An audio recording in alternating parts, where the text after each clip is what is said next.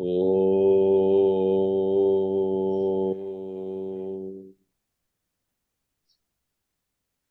ஆன்மீக பெரியோர்கள் அனைவரையும் பணிவுடன் வணங்கி ஆன்மீகம் அறிவோம் என்ற நம்முடைய குழுவின் சிந்தனையில் இன்று பரிமேலழகர் உரையினுடைய நயத்தையும் சிறப்பையும் பற்றி நமது சீனிவாசன் ஐயா அவர்கள் சிந்திக்க உள்ளார்கள்.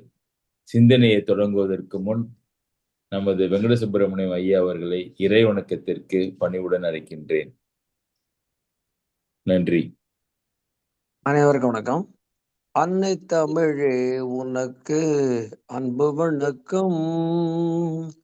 அன்னை தமிழே உனக்கு அன்பு வணக்கம். உன்னை ஆவலுடன் பயில நெஞ்சம் இனிக்கும் நாளும். அன்னை தமிழே உனக்கு அன்பு வணக்கம். உன்னை ஆவலுடன் பயில நெஞ்சம் இனிக்கும் நாளையல். அன்னை தமிழே உனக்கு அன்பு வணக்கம். இன்ப தமிழ் என்று நீ இயம்பிடுவார். இன்ப தமிழ் என்று நீ இயம்பிடுவார். ஈடிலா உன் புகழ் சொல்ல தரமோ. ஈடிலா உன் புகழ் சொல்ல தரமோ நாளும். அன்னை தமிழே உனக்கு அன்பு வணக்கம். உயர்வான நெறி சொல்ல குறளுண்டு. உயர்வான நெறி சொல்ல திரு குறளுண்டு. வாழ்வில் ஊக்கம் தர ஆத்தி சூடியுண்டு. வாழ்வில் ஊக்கம் தர ஆத்தி சூடியுண்டு. எண்ணிலா இலக்கியங்கள் உன்னில் உண்டு. எண்ணிலா இலக்கியங்கள் உன்னில் உண்டு. வாழ்வில் ஏற்றம் பெற உன்னை போல் துணையும் உண்டோ.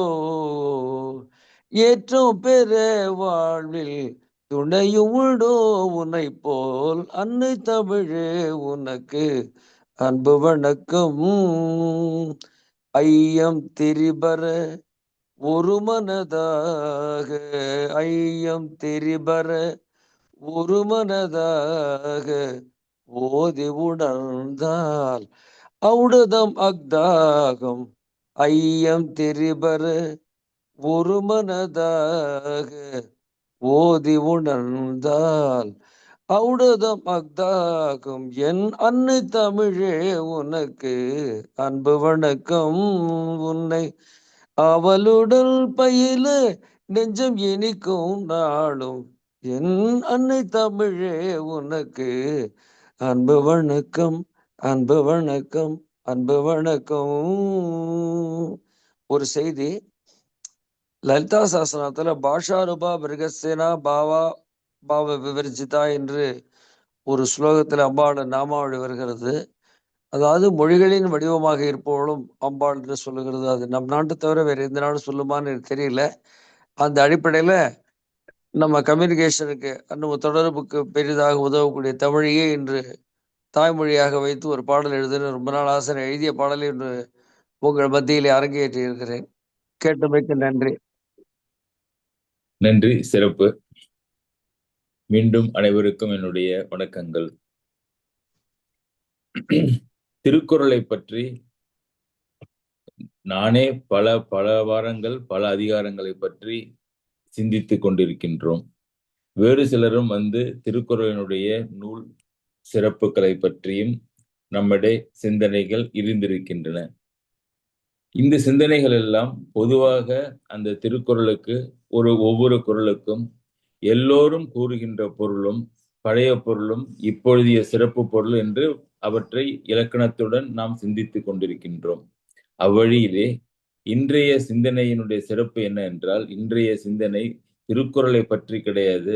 திருக்குறளுக்கு உரை எழுதிய பரிமேலழகனுடைய உரையை குறிப்பாக கொண்டு அந்த உரையினுடைய நயத்தையும் சிறப்பையும் பேச இருக்கின்ற நம்மிடம் சிந்திக்க இருக்கின்றார் திரு சீனிவாசன் அவர்கள். பரிமேலழகர் உரை திருக்குறளுக்கு எழுதப்பட்ட ஒரு 10 உரைகளிலே பழைய உரைகளிலே கடைசியானது என்று சொல்கின்றார்கள். இப்பொழுதிலிருந்து தோராயமாக 1100 வருடங்களுக்கு முன்னால் இருந்திருக்க வேண்டியது பரிமேலழகருடைய காலம் என்றும், அந்த பழைய உரைகள் தருமர், மணக்குடவர், தமத்தர், நச்சர், பரிதி, பரிமேலழகர், திருமலையர், மல்லர், கலிப்பெருமாள், காளிங்கர், இத காளிங்கர் உரைன்னு சொல்றோம்ல, அது இவற்றிலே கடைசியாக இருந்தது பரிமேலழகர் உரை என்று சொல்கின்றார்கள். ஆனால் இவர்களுடைய காலம் ஒன்றும் குறிப்பிட்டு இதுதான் சரி என்று சொல்வதற்கு இல்லை. பல்வேறு சரித்திரங்களை, உரைகளினுடைய சிறப்பையும் வைத்து, வார்த்தைகளினுடைய உபயோகத்தை வைத்து பல்வேறு காலங்கள் சொல்லப்படுகின்றன. ஆனால் இவற்றில் பரிமேலழகர் உரை என்பது மிக சிறப்பாக கருதப்படுகிறது என்பதிலே ஐயமில்லை. அதற்கு ஒரு ஒரு ஒரு பரிமேலழகர் உரைக்கு இருக்கின்ற பாயிரங்களிலே ஒரு பாடல் இருக்கின்றது. பாலெல்லாம் நல் ஆவின் பாலாமோ, பாரிலுள்ள நூலெல்லாம் வள்ளுவர் செய் நூலாமோ, நூலிற் பறித்த உரையெல்லாம் பரிமேலழகன் தெரித்த உரையாமோ தெளின். பரிமேலழகர் உரை மாதிரி வேற உரை இல்லை என்று தெரிந்து கொள் என்று. இன்றைய சமுதாய சூழ்நிலையிலே பரிமேலழகனுடைய சில கருத்துக்கள் பலரால் ஏற்றுக்கொள்ளப்படவில்லை என்றாலும், அவருடைய ஆழ்ந்த சிந்தனை திறமும் திருவள்ளுவருடைய உள்கடங்கை அவ்வாறே உணர்ந்து கொண்டு எழுதிய திறத்தையும் யாரும் மறுக்க இயலாது. அவ்வகையில் பரிமேலழகர் உரையை பற்றி சிந்திப்பதற்கு, கேட்பதற்கும் நமக்கு வாய்ப்பு கிடைத்தது. அதுவும் சீனிவாசன் ஐயா மிக பாக்கியமே என்று சொல்லி அவரை சிந்தனையை தொடங்குவதற்கு அழைக்கின்றேன். நன்றி ஐயா. Over to mister Srinivasan.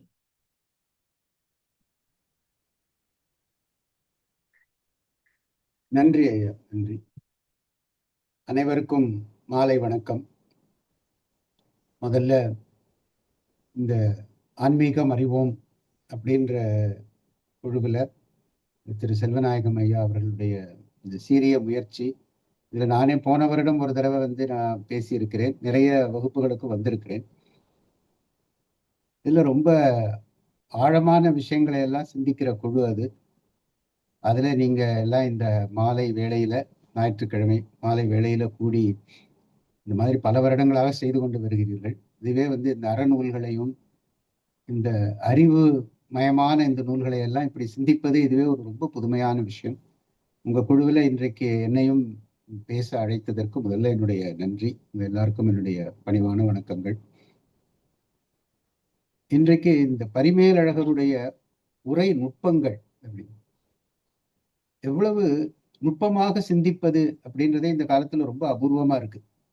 எல்லாவற்றையும் ரொம்ப மேலோட்டமாக சிந்திப்பது, அல்லது நமக்கு இருக்கிற அந்த பயாஸ், அது ஒரு சார்பு, அதை வைத்து கொண்டு சிந்திப்பது, இல்லது நம்ம கொஞ்சம் படிச்சுட்டு அதை வைத்து கொண்டு ஒரு அறகுறை அறிவோடு சிந்திப்பது, இப்படி எல்லாம் இருக்கு.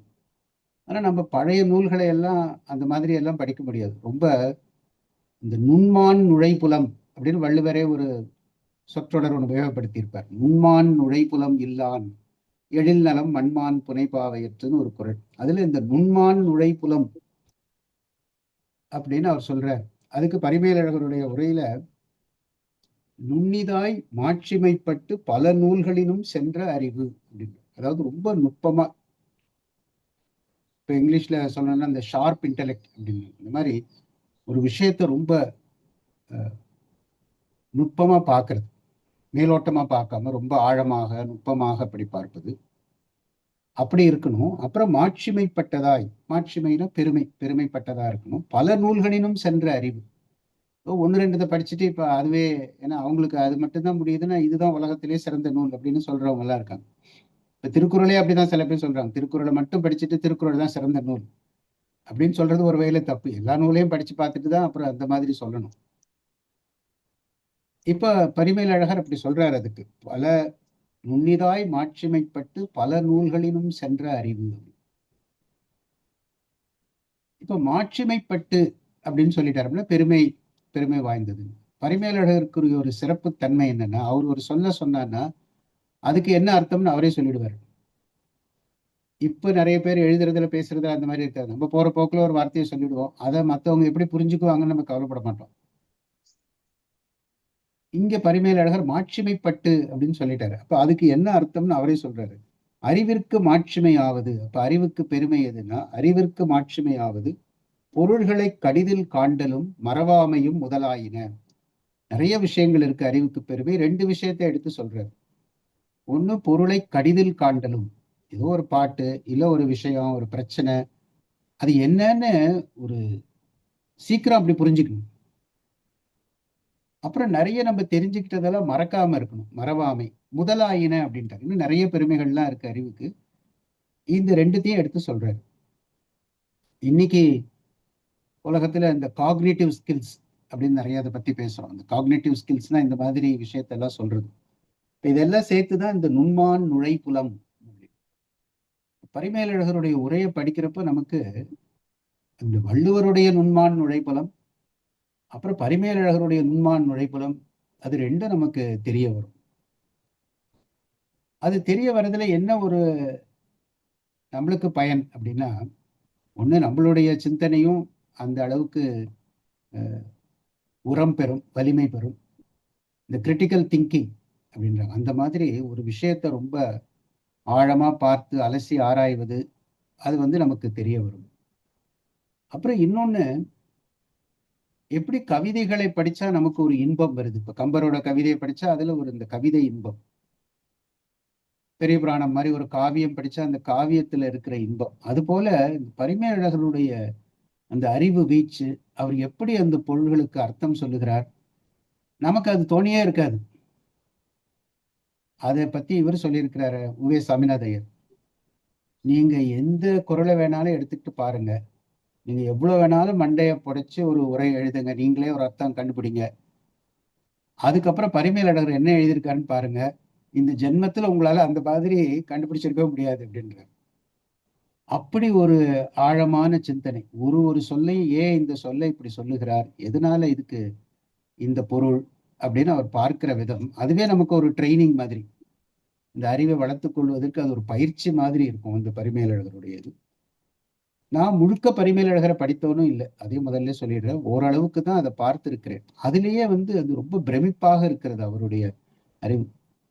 இதுல இன்னும் நான் ரொம்ப தாமதமாகத்தான் முதல்ல நிறைய நூல்களை படித்து கொண்டிருந்தேன். ரொம்ப லேட் ஸ்டேஜ். அதுக்கப்புறம் தான் அந்த பரிமேலழகருக்கு ஒரு அறிமுகம் கிடைச்சு படிக்க ஆரம்பிச்சேன். பார்த்தா ஐயோ, இது சின்ன வயசுலயே நம்ம இழந்துட்டோம். இந்த பரிமேலழகரை படிச்சிருந்தா இன்னும் நமக்கு புத்தி கூர்மை அதிகமா இருந்திருக்கும். என்ன பேசுறாரு பரிமேலழகர், எதை பத்தி சொல்லியிருக்காருங்க? கொஞ்சம் போனை எல்லாம் மியூட்ல போட்டுடுங்க. உங்க போனை எல்லாம் கொஞ்சம் மியூட் பண்ணிடுங்க. நான் பண்ணிடுறேன். ஸோ அந்த மாதிரி பரிமேலழகரை படிக்கிறது நமக்கு ஒரு ட்ரைனிங் மாதிரியே நம்ம வைத்துக் கொள்ளலாம். அப்படி சில நூல்களுக்கு தான் அந்த உரை நூல்களுக்கே மூல நூலுக்கு இருக்கிற பெருமை.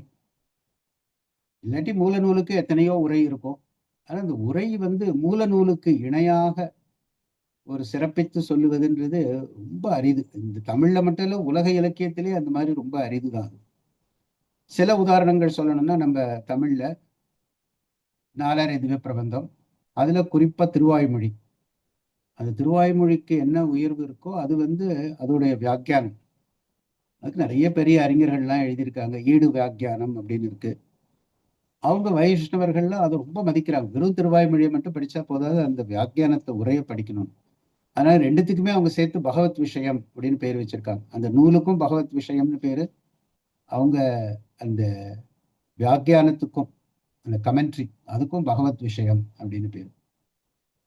அதே மாதிரி வடமொழியில எடுத்துக்கிட்டீங்கன்னா, சான்ஸ்கிரிட்ல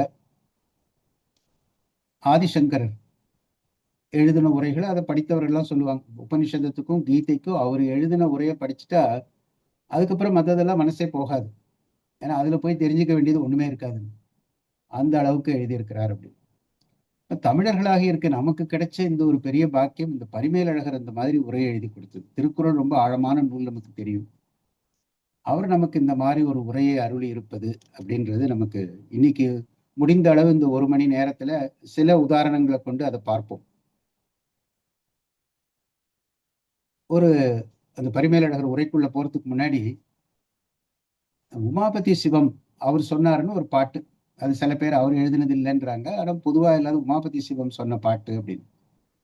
அதுல என்னன்னா, தண்டமிழின் மேலாம் தரம் அப்படின்னு முடியும். தமிழ்ல ரொம்ப சிறந்த நூல்கள் அப்படின்னு அவர் பரிந்துரை செய்கிறார் சில நூல்கள். அதுல ஒண்ணு இலக்கண நூல், அது தொல்காப்பியம். அடுத்து அறநூல், அது திருக்குறள்.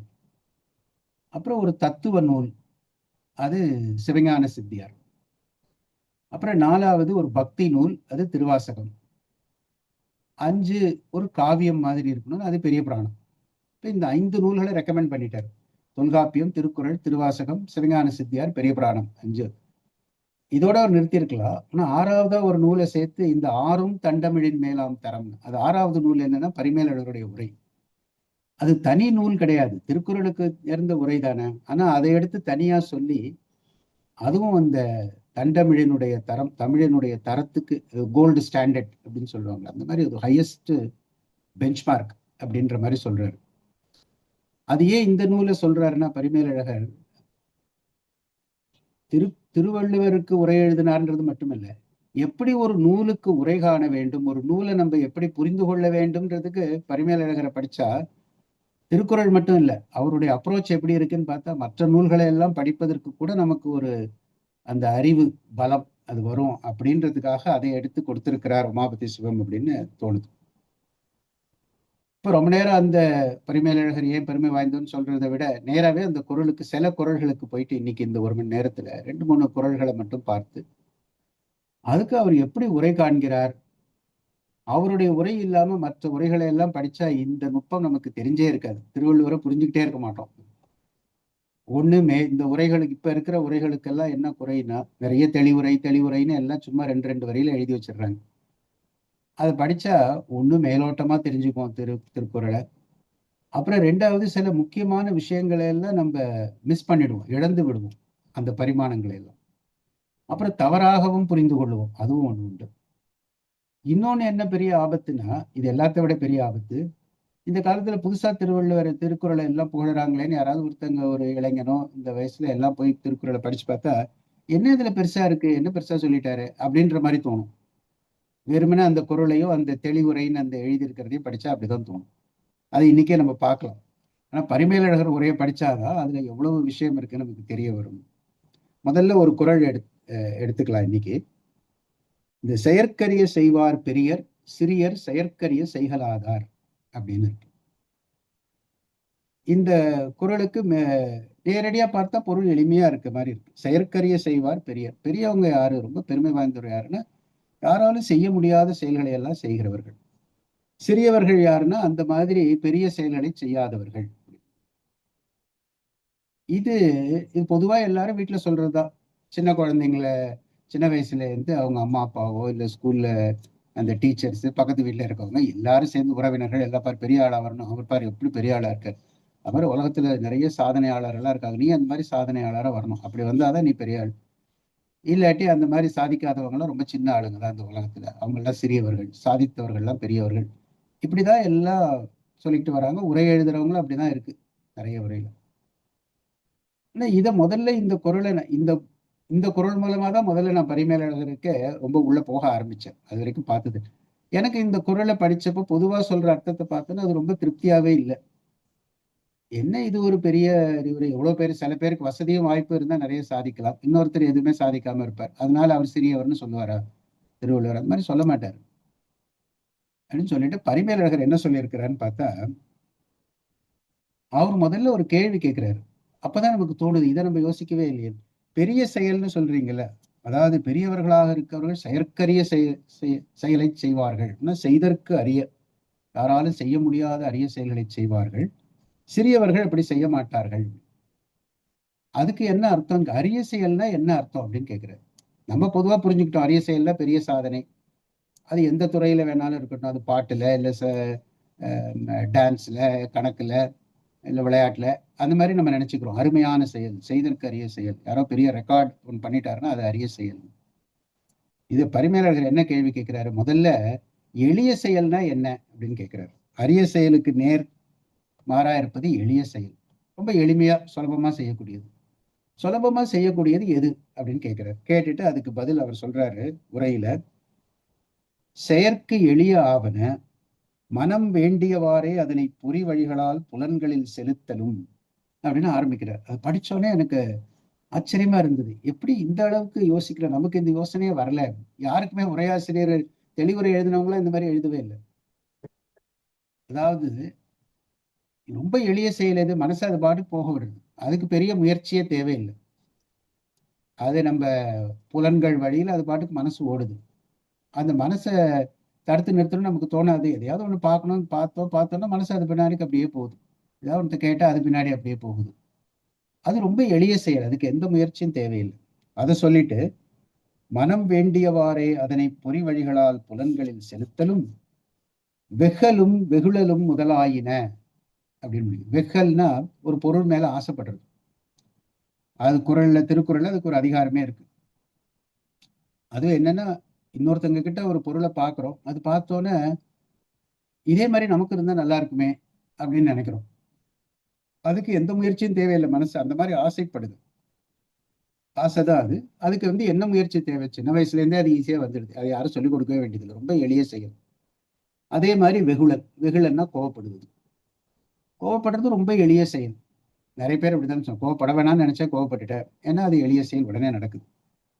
அப்போ இதுதான் எளிய செயல். அப்ப இதை செய்யாம அதுக்கு அரிய செயல்கள். அப்ப இதுக்கு அப்படியே நேர்மாறா பார்க்கணும். மனதை அந்த மாதிரி பொறிகளில செலுத்தாமல் தடுத்தல் ஒரு அரிய செயல். வெகல், எதை பார்த்தாலும் உடனே ஆசைப்படாமல் இருப்பது ஒரு அரிய செயல். வெகுழல் அப்படின்னா கோபப்படாமல் இருக்கிறது ஒரு அரிய செயல். இப்படிப்பட்ட அரிய செயல்களை செய்வர்கள் தான் பெரியவர்கள். செயற்கரிய செய்வார் பெரியர், சிறியர் செயற்கரிய செய்கலாதார் அப்படின்னு. இதையே இப்ப நம்ம சில பேர் உடனே கேட்கலாம், இது என்ன அவர் அது ஒரு அர்த்தம் சொல்றாரு, இந்த மத்த அர்த்தமா நம்ம எடுத்துக்கலாம், அது ஒரு அர்த்தம் இது ஒரு அர்த்தம், அப்படி பார்க்க முடியாது. இது எந்த அதிகாரத்துல வள்ளுவர் இதை சொல்றாருன்னு தான் பார்க்கணும். நிறைய பேர் அதை மறந்துடுறாங்க. இப்ப இருக்கிற தெளிவுரையில எல்லாம் அந்த அதிகாரத்துக்கு சம்பந்தம் இல்லாம, அந்த அதிகாரம்னா அந்த சாப்டர்ல என்ன சொல்ல வராருன்னு அதுக்கு சம்பந்தப்பட்டதா இருக்கணும். இல்லாட்டி நம்மளா அதை தனியா எடுத்து இந்த அவுட் ஆஃப் கான்டெக்ஸ்ட் அப்படின்னு சொல்றோம்ல, கான்டெக்ஸ்டே இல்லாம எடுத்து நிறைய பேர் திருக்குறளுக்கு அர்த்தம் சொல்றாங்க. இதுல இந்த குறள் எந்த அதிகாரத்துல வந்திருக்குன்னா நீத்தார் பெருமை அப்படின்னு. தலைப்பே நீத்தார் பெருமை, அதை சொல்றதுக்காக தான் சொல்றாரு. நீத்தார் பெருமைனா முற்றத்துறந்த முனிவரது பெருமை கூறுதல். இது பரிமேலழகருக்கு இருக்கிற ஒரு அந்த கான்டெக்ஸ்டுவல் நாலேஜ். எந்த அதிகாரத்தை எடுத்துக்கிட்டாலும் முதல்ல இது இந்த அதிகாரம் எதை சொல்ல வருகிறது அப்படின்னு சொல்லுவாரு. இது ஏன் இதுக்கு முன்னாடி இருக்கிற அதிகாரத்துக்கும் இதுக்கும் என்ன தொடர்பு அப்படின்னு அதையும் சொல்லுவாரு. அப்புறம் அந்த அதிகார தலைப்பை ஞாபகம் வச்சுக்கிட்டு தான் எல்லா குறளுக்கும் அர்த்தம் சொல்லுவாரு, அதுல இருக்கிற 10 குறளுக்கும். அப்ப இந்த இடத்துல செயற்கரிய செய்வார் பெரியர் அப்படின்னு சொன்னது நீத்தார் பெருமையை சொல்லுவதனால முற்றும் துறந்தவர்களுடைய பெருமையை சொல்லுவது அப்படின்னு நமக்கு இப்படி ஒரு கிளாரிட்டி இந்த பரிமேலழகர் உரையை படிச்சாதான் புரியும். இல்லாட்டி மேலோட்டமா படிச்சா இதை இந்த காலத்துல இருக்கிற ஒரு சொன்னா இது என்ன பெரிய, இது என்ன திருக்குறள்ல இருந்தா தெரிஞ்சுக்கணும், ரொம்ப பெரிய செயல்களை எல்லாம் செய்கிறவர்கள் ரொம்ப பெருமை வாய்ந்தவர்கள், செயற்கரிய செய்யாதவர் சிறியவர்கள்னு அவன் மேலோட்டமா சொன்னா அவங்களுக்கு அதுல ஈடுபாடே வராது. இப்படி இந்த மாதிரி ஒரு நுட்பம். இன்னும் ஒரு 2-3 உதாரணம் பார்க்கலாம். அடுத்து 76வது குறள், அது அன்புடைமை அப்படின்ற அதிகாரத்துல வருது. இந்த அன்புடைமையில அறத்திற்கே அன்பு சார்பு என்ப அறியார் மரத்திற்கும் அகுதே துணை அப்படின்றார். அதாவது அறத்துக்கு மட்டுமல்ல அன்பு, அன்பு துணையாவது அறத்திற்கே அப்படின்னா அறத்திற்கு மட்டும்தான். அந்த அறத்திற்கே அப்படின்னு வந்ததுன்னா அந்த ஏகாரம் அறத்துக்கு மட்டும்தான் அப்படின்னு சொல்லுகிறவர்கள் அறியாதவர்கள், அது புத்திசாலித்தனம் கிடையாது. மரத்திற்கும் அகுதே துணை, மரம்னு சொல்றாங்க, அது ஆப்போசிட் வேர்ட வரம், இந்த மரத்துக்கும் அதுதான் துணை அப்படி. இப்ப இதுலயும் பொதுவா இருக்கிற நிறைய உரையில பாத்தீங்கன்னா இந்த தெளிவுரை எளிய உரை இதெல்லாம் என்ன பண்ணுவாங்க, அறத்துக்கு மட்டும் அன்பு தேவையில்லை, வீரத்துக்கும் அதுதான் தேவை அப்படின்னு எழுதி வச்சிடுறாங்க. மரம்னா வீரம், அந்த அர்த்தமும் இருக்கு.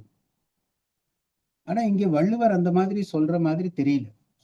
அதை நம்ம எப்படி கண்டுபிடிக்கணும்னா அந்த சொற்கள் அமைந்திருக்கிற விதம், அந்த இலக்கணம் தெரியலன்னா கூட பரவாயில்ல, அந்த செய்யுள் எப்படி அமைந்திருக்கிறதுன்னு பார்த்தாலே தெரியும். அறத்திற்கே அன்பு சார்பு என்ப, அறத்துக்குத்தான் அன்புன்னு சொல்லுகிறார்கள். ஆனா யோசிச்சு பார்த்தா மரத்துக்கும் அதுதான் துணை அப்படின்னு அவர் சொல்றதுல இருந்தே அறத்துக்கு நேர் எதிராக இருக்கிற ஒண்ணு, அதுக்கும் மரம்தான் துணை, அதுக்கும் அன்புதான் துணை, அன்புடைமைதான் துணைன்னு சொல்றாரு. மரம்னா அப்ப இந்த இடத்துல என்ன பொருள்னா, மரம்னா வஞ்சனை, கோபம், அந்த மாதிரி அறத்துக்கு அப்படியே நேர் எதிராக இருப்பது அப்படின்னு இவர் உரை எழுதுறார். ஏன்னா இப்ப வீரத்துக்கும் அன்புதான் துணைன்னு சொன்னா அது பொருத்தமா இல்லை அப்படின்னு, ஏன்னா நம்மளுக்கு யோசிச்சு பார்த்தா தெரியும். ஒரு வீரச் செயலை ஏன் செய்யறான், அதுவும் ஏதோ ஒரு அறச்செயலாக தானே செய்யறான். இப்போ ஒரு இராணுவத்துல போய் ஒருத்தர் போட்டி சண்டை போடுறான் அப்படின்னா அவன் நாட்டு மேல இருக்கிற ஒரு அன்பு, அவனுடைய குடும்பத்துக்காகத்தான் போய் இராணுவத்துல வேலை செய்யறான், குடும்பத்து மேல இருக்கிற அன்பு, அப்ப அதுவும் அன்போட சேர்ந்ததுதான். அதனால அதை தனியா அவர் சொல்லல. அறத்திற்கே அன்பு சார்பு என்பது எல்லாம் முடிஞ்சு போச்சு. அப்ப மரத்திற்கும் அதுக்கு ஆப்போசிட்டாக இருக்கிற, அதுக்கு நேர்மாறாக இருக்கிற மரம் அப்படின்னு தான் சொல்றாரு. அப்ப அடுத்த கேள்வி வரும், வஞ்சனை, இந்த கோபம், பகைமை, இதுக்கெல்லாம் எப்படி அன்பு துணையா இருக்கும் அப்படின்னா, இங்க மறுபடியும் அவருடைய பரிமேலர் நுட்பத்தை பார்க்கிறோம். அவர் என்ன கேட்கிறாரு, இப்ப இது நான் சொல்றேன். இப்ப தலைவலிக்கு மருந்து கொடு அப்படின்னு நம்ம கடையில கேட்டா, தலைவலியை நீக்குவதற்கு மருந்துன்னு தான் அர்த்தம். நீங்க தலைவலி வரத்துக்கு தானே மருந்து கொடுத்தீங்க, அதனால இந்த மருந்து தலைவலி தரும் அப்படின்னு யாரும் கொடுக்க மாட்டாங்க. தலைவலிக்கு மருந்து அப்படின்னா தலைவலியை நீக்குவதற்கு மருந்துன்னு தானே அர்த்தம். இப்ப இந்த இடத்துல வள்ளுவர் என்ன சொல்றாருன்னா, மரத்திற்கும் அகுதே துணைனா மரத்தை நீக்குவதற்கும் அகுதே துணை. ஒருத்தர் மேல இருக்கிற பகைமை, கோபம் அதெல்லாம் போகணும்னாலும் அந்த அன்புதான் வழி. இப்ப இந்த குறளை இவர் சொல்ற விதத்துல, பரிமேலர் சொல்ற விதத்துல பார்த்தா நம்மளுக்கு அப்படி ஒரு தரிசனம் அப்படின்ற மாதிரி கிடைக்கும். அதாவது அறம் செய்வதற்கும் இந்த அன்புதான் தேவையாக இருக்கிறது. பிறர் மேல வைத்திருக்கிற கோபம், அந்த பகைமை, அதையெல்லாம் போக்குவதற்கும் அன்புதான் தேவைப்படுகிறதுன்னு சொல்ல வர்றார். அதை எப்படி அவர் சொல்றாரு பாருங்க. அவருடைய உரை அந்த பழைய தமிழ் தான், ஆனா கொஞ்சம் படிக்க ஆரம்பிக்க ரொம்ப எளிமையா புரியும். ஏன்னா நானே ஒன்றும் தமிழ் முறையா படிச்சு வந்தவன் இல்லை. நான் படிச்சதெல்லாம் இன்ஜினியரிங் அந்த மாதிரி டெக்னிக்கல் லைன்ல தான் வந்தேன். தமிழை ஏதோ ஒரு ஹாபியா படிச்சதுதான். அப்படி இருக்கிறப்ப இந்த பரிமேலகருடைய உரையுடைய அந்த ப்ரோஸ் தான் அது. எப்படி ஒரு கனகச்சிதமாக எழுதுகிறார் அப்படின்றது ரொம்ப ஆச்சரியமா இருக்கு. ஒருவன் செய்த பகைமை பற்றி உள்ளத்து மரம் நிகழ்ந்துழி அவனை நட்பாக கருதி அவன் மேல் அன்பு செய்ய அது நீங்குமாகலின் மரத்தை நீக்குதற்கும் துணையாம் என்பார், மரத்திற்கும் அகுதே துணை என்றார் அப்படின்னு இப்படி ஒரு விளக்கம் கொடுக்கிறார். இந்த மாதிரி விளக்கம் எந்த தெளிவுரை, இந்த 2 வரியில எல்லாம் எழுதுற இதுலலாம் நம்மளுக்கு எந்த இது கிடைக்காது. அப்ப திருவள்ளுவர் சொல்ல வந்த ஒரு முக்கியமான பாயிண்டே நம்ம மிஸ் பண்ணிடுறோம். இப்ப சில பேர் யாராவது கேள்வி கேட்கிறார், இதை நான் ஏன் ஒத்துக்கணும், இந்த மாதிரிதான் வள்ளுவர் சொல்லியிருக்கிறாருன்னு இதுக்கு வேற ஏதாவது ஆதாரம் இருக்கான்னு கேட்டா அதுக்கு ஆதாரத்தை அவரே கொடுக்கிறார். துன்பத்திற்கு யாரே துணையாவர் என்பொழி போல ஒரு குறளையே உதாரணம் காட்டுறார். அது இன்பத்து பால்ல வருகிற ஒரு குறள். அதுல துன்பத்திற்கு யாரே துணையாவார் தாமுடைய நெஞ்சம் துணையல் வழின்னு ஒரு தலைவியோ தலைவனோ சொல்ற மாதிரி இருக்கும். அங்க என்ன அர்த்தம், துன்பத்துக்கு யார் துணை அப்படின்னா துன்பத்தை நீக்குவதற்கு யார் துணைன்னு தான் அர்த்தம். இது எப்படி இந்த தலைவலி மருந்துன்ற மாதிரிதான், தலைவலிக்கு மருந்துன்னா தலைவலி நீக்குதற்கு மருந்து மாதிரி திருவள்ளுவர் அதே மாதிரிதான் அங்கேயும் உபயோகப்படுத்தி இருக்கிறார். துன்பத்திற்கு யாரே துணையாவார் அப்படின்னு கேட்கிறார். துன்பம் நீங்குவதற்கு யார் துணை, நம்முடைய நெஞ்சம்தான் துணையாக இருக்கணும் அப்படின்னு ஒரு காதல் வயப்பட்ட தலைவனோ தலைவியோ சொல்லிக்கிற மாதிரி இருக்கு. அதை எடுத்து இங்க மேற்கோள் காட்டுறார். இது பரிமேலழகருக்கு இருக்கிற ஒரு சிறப்பான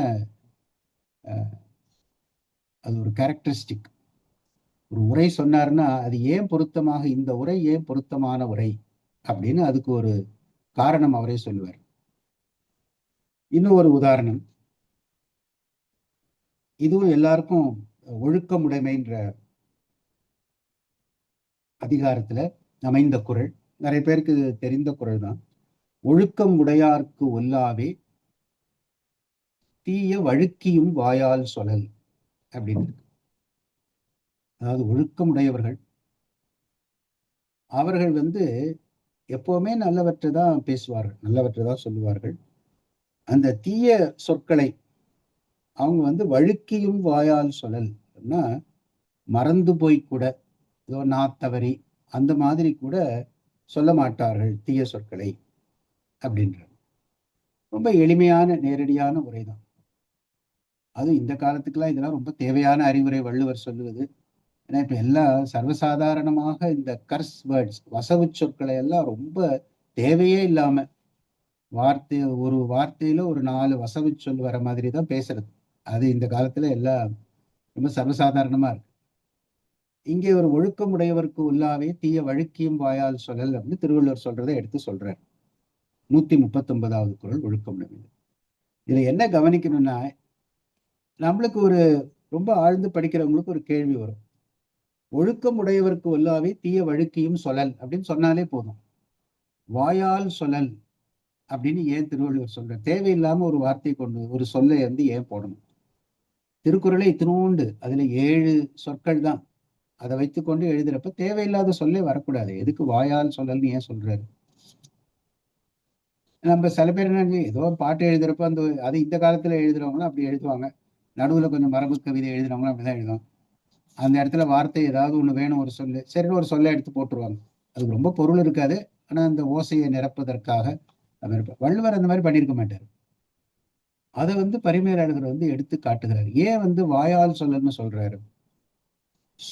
சொல்லல் எனவே அமைந்திருக்க வாயால் என வேண்டாது கூறினார் அப்படின்னு சொல்லுவாரு. அதாவது அதுக்கு ஏன் அர்த்தம்னு சொல்ல போறாரு. முதல்ல அதை பாயிண்ட் அவுட் பண்றாரு நம்மளுக்கு. This is a training that Parimelazhagar is giving. இந்த மாதிரி கொஸ்டின் பண்ணி பார்த்துக்கோ அப்படின்னு. சொல்லல் எனவே அமைந்திருக்க, சொல்லல்னு சொன்னாலே போதுமே. சொல்லல்னா சொல்லல், தீய வழுக்கியும் சொல்லல்னு சொல்லியிருந்தாலே போதும். சொல்லல் எனவே அமைந்திருக்க அதுவே போதுமானதாக இருக்க, that is enough, that should have been enough. ஆனா வாயால் என வேண்டாது கூறினார் அப்படின்னா தேவையில்லாம சொல்லுகிறார். திருவள்ளுவர் தேவையில்லாமல் சொல்லுகிறார் அப்படின்னு அவர் சொல்லிட்டு ஒரு கமா போட்டுக்கிறாரு. அது ஏன்னு எக்ஸ்பிளைன் பண்ண போறாரு. இதுதான் நான் சொன்னேன், நம்ம எப்படி இந்த நூல்களை எல்லாம் படிக்கணுன்றதுக்கு நமக்கு ஒரு ப்ரிப்பேர் பண்றாரு. நம்ம அதுக்கு என்ன காரணம் சொல்றாருன்னா, நல்ல சொற்கள் பயின்றது என தாம் வேண்டியதன் சிறப்பு முடித்தற்கு அப்படின்ற. இதை புரிஞ்சுக்கணும்னா, நம்ம பழக்கத்துல பேசுறதா, ஒரு சின்ன குழந்தை யாரோ அடிச்சுட்டாங்க, அடிச்சிட்டதுக்கு அப்புறம் அவர் என்ன சொல்லுவாரு, ஐயோ இந்த குழந்தைய போய் நான் இந்த கையால அடிச்சிட்டேனே அப்படின்னு. கையால தான் அடிச்சிருப்பாரு, அதே இந்த கையால அடிச்சேன் அப்படின்னா அந்த குழந்தைய தொட்டு தூக்கி வளர்த்து அதெல்லாம் கொஞ்சம் கை இது, அந்த கையால போய் நான் அடிச்சிட்டேனே அப்படின்னு சொல்லுவாங்க. அந்த மாதிரி இங்க வள்ளுவர் சொல்றாரு. ஏன்னா அந்த ஒழுக்கமுடையவர்கள் நல்ல சொற்கள் பயின்றது, அந்த வாய் வந்து நல்ல சொற்களையே சொல்லி சொல்லி பழகிய வாய். இப்ப அதுல இருந்து தீய சொல் வந்துருச்சு, வரக்கூடாது. அதனால தீய வழுக்கியும் வாயால் சொல்லல் அப்படின்னு அந்த வாயின் அந்த அடிஷனல் அன்னெசரி வேர்டு, அந்த வேண்டாது கூறினார்னு சொன்னால அதுக்கு வந்து அர்த்தம் சொல்றார் பரிமேலழகர். வாய் அந்த மாதிரி பழகிடுச்சுன்னா, இந்த தேவாரத்துல சுந்தரர் அந்த மாதிரி பாடியிருக்கிறார். நற்றவா உனை நான் மறக்கினும் சொல்லும் நான் நமச்சிவாயவேன். என் மனசு மறந்தாலும் என்னுடைய நாக்கு அது பழகி விட்டது, அதனால அந்த நமச்சிவாய மந்திரத்தை சொல்லிக்கிட்டே இருக்கும் அப்படின்ற. இப்படி இது படிச்சோன்னே இது பரிமேலழகர் நமக்கு கொடுக்குற அந்த ஒரு, நான் சொன்ன மாதிரி ஒரு பயிற்சி. எப்படியெல்லாம் திருவள்ளுவர் தேவையில்லாத சொற்கள் நீ நினைக்காத, அதுக்கு என்ன அர்த்தம்னு கண்டுபிடி. ஆனா நீங்க இப்ப பாக்குற எந்த நவீன உரையிலையும் பாருங்க, பெரிய பெரிய அறிஞர்கள்லாம் சொல்லிக்கிட்டே எல்லாம் எழுதுறாங்க, இன்க்ளூடிங் மு வரதராசனார். அவர் தான் முதல்ல இந்த தெளிவுரைன்னு எழுத ஆரம்பிச்சார். பெரிய அறிஞர் தான் அவரு. இருந்தாலும் ரொம்ப எளிமைப்படுத்துறேன்ற பேர்ல நிறைய இந்த மாதிரி முக்கியமான விஷயங்கள் எல்லாம் விட்டுட்டாங்க. மேலோட்டமாக தான் அப்புறம் எல்லாம் பார்த்துக்கிட்டே போறோம். அடுத்து அதே மாதிரி இன்னொரு உதாரணம் சொல்றேன். இது கடவுள் வாழ்த்து. கடவுள் வாழ்த்துல இருக்கிற குறள் எல்லாருக்கும் நிறைய தெரிஞ்சது. ஏன்னா நிறைய எல்லாம் நம்ம படிக்கிறது முதல்ல இருக்கிறதுனால எல்லாரும் படிச்சிருவோம் அதை. அதுல 3வது குறள், மலர்மிசை ஏகினான் மானடி சேர்ந்தார் நிலமிசை நீடு வாழ்வார் அப்படின்னு ஒரு குறள். அதுல பொதுவா எல்லாரும் மலர்னா அதெல்லாம் ஒத்துக்கிறாங்க. இப்ப இதய கமலம், இதயத்தை வந்து மனதை தான் நம்ம ஒரு கமலம், பூ மாதிரி கமலம்னு சொல்லலாம், இல்ல பூன்னு சொல்லலாம். நம்மளுடைய நெஞ்சம் என்கிற அந்த மலர்ல இறைவன் வந்து அமர்ந்திருக்கிறான். அவனை அவனுடைய திருவடிகளை வழிபடுபவர்கள் இந்த மாதிரி நீண்ட நாள் வாழ்வார்கள், அழிவின்றி வாழ்வார்கள் அப்படின்னு இது ஒரு அர்த்தம். பொதுவா எல்லாரும் இந்த நவீன உரைகள்லாம் எடுத்துட்டு வச்சு பார்த்தா நமக்கு கிடைச்சிருக்க உரையெல்லாம் இந்த உள்ளத்தில் அமர்ந்திருப்பவன் ஒருத்தர் எழுதுவார், உள்ளத்தில் வீற்றிருப்பவன் ஒருத்தர் எழுதுவார், உள்ளத்தில் வாழ்பவன் எழுதுவார், மாத்தி மாத்தி எழுதுறாங்க. ஒன்றும் பெரிய வித்தியாசம் ஒன்றும் இல்லை, எல்லாம் அது ஒரே மாதிரி தான் இருக்கும். ஆனா இங்க இவர் பரிமேலழகர் உரையை படிச்சா அவர் என்ன நம்மள கவனத்தை எதுல கொண்டு வர்றாருன்னா, ஏகினான்னு ஒரு சொல்லு இருக்கு. மலர்மிசை வாழ்பவன் சொல்லியிருக்கலாம், மலர்மிசை இருப்பவன் சொல்லலாம், அந்த மாதிரி சொல்லல. ஏகுதல்னா செல்லுதல் அப்படின்னு நமக்கு தெரியும். ஏகுதல்னா போறது.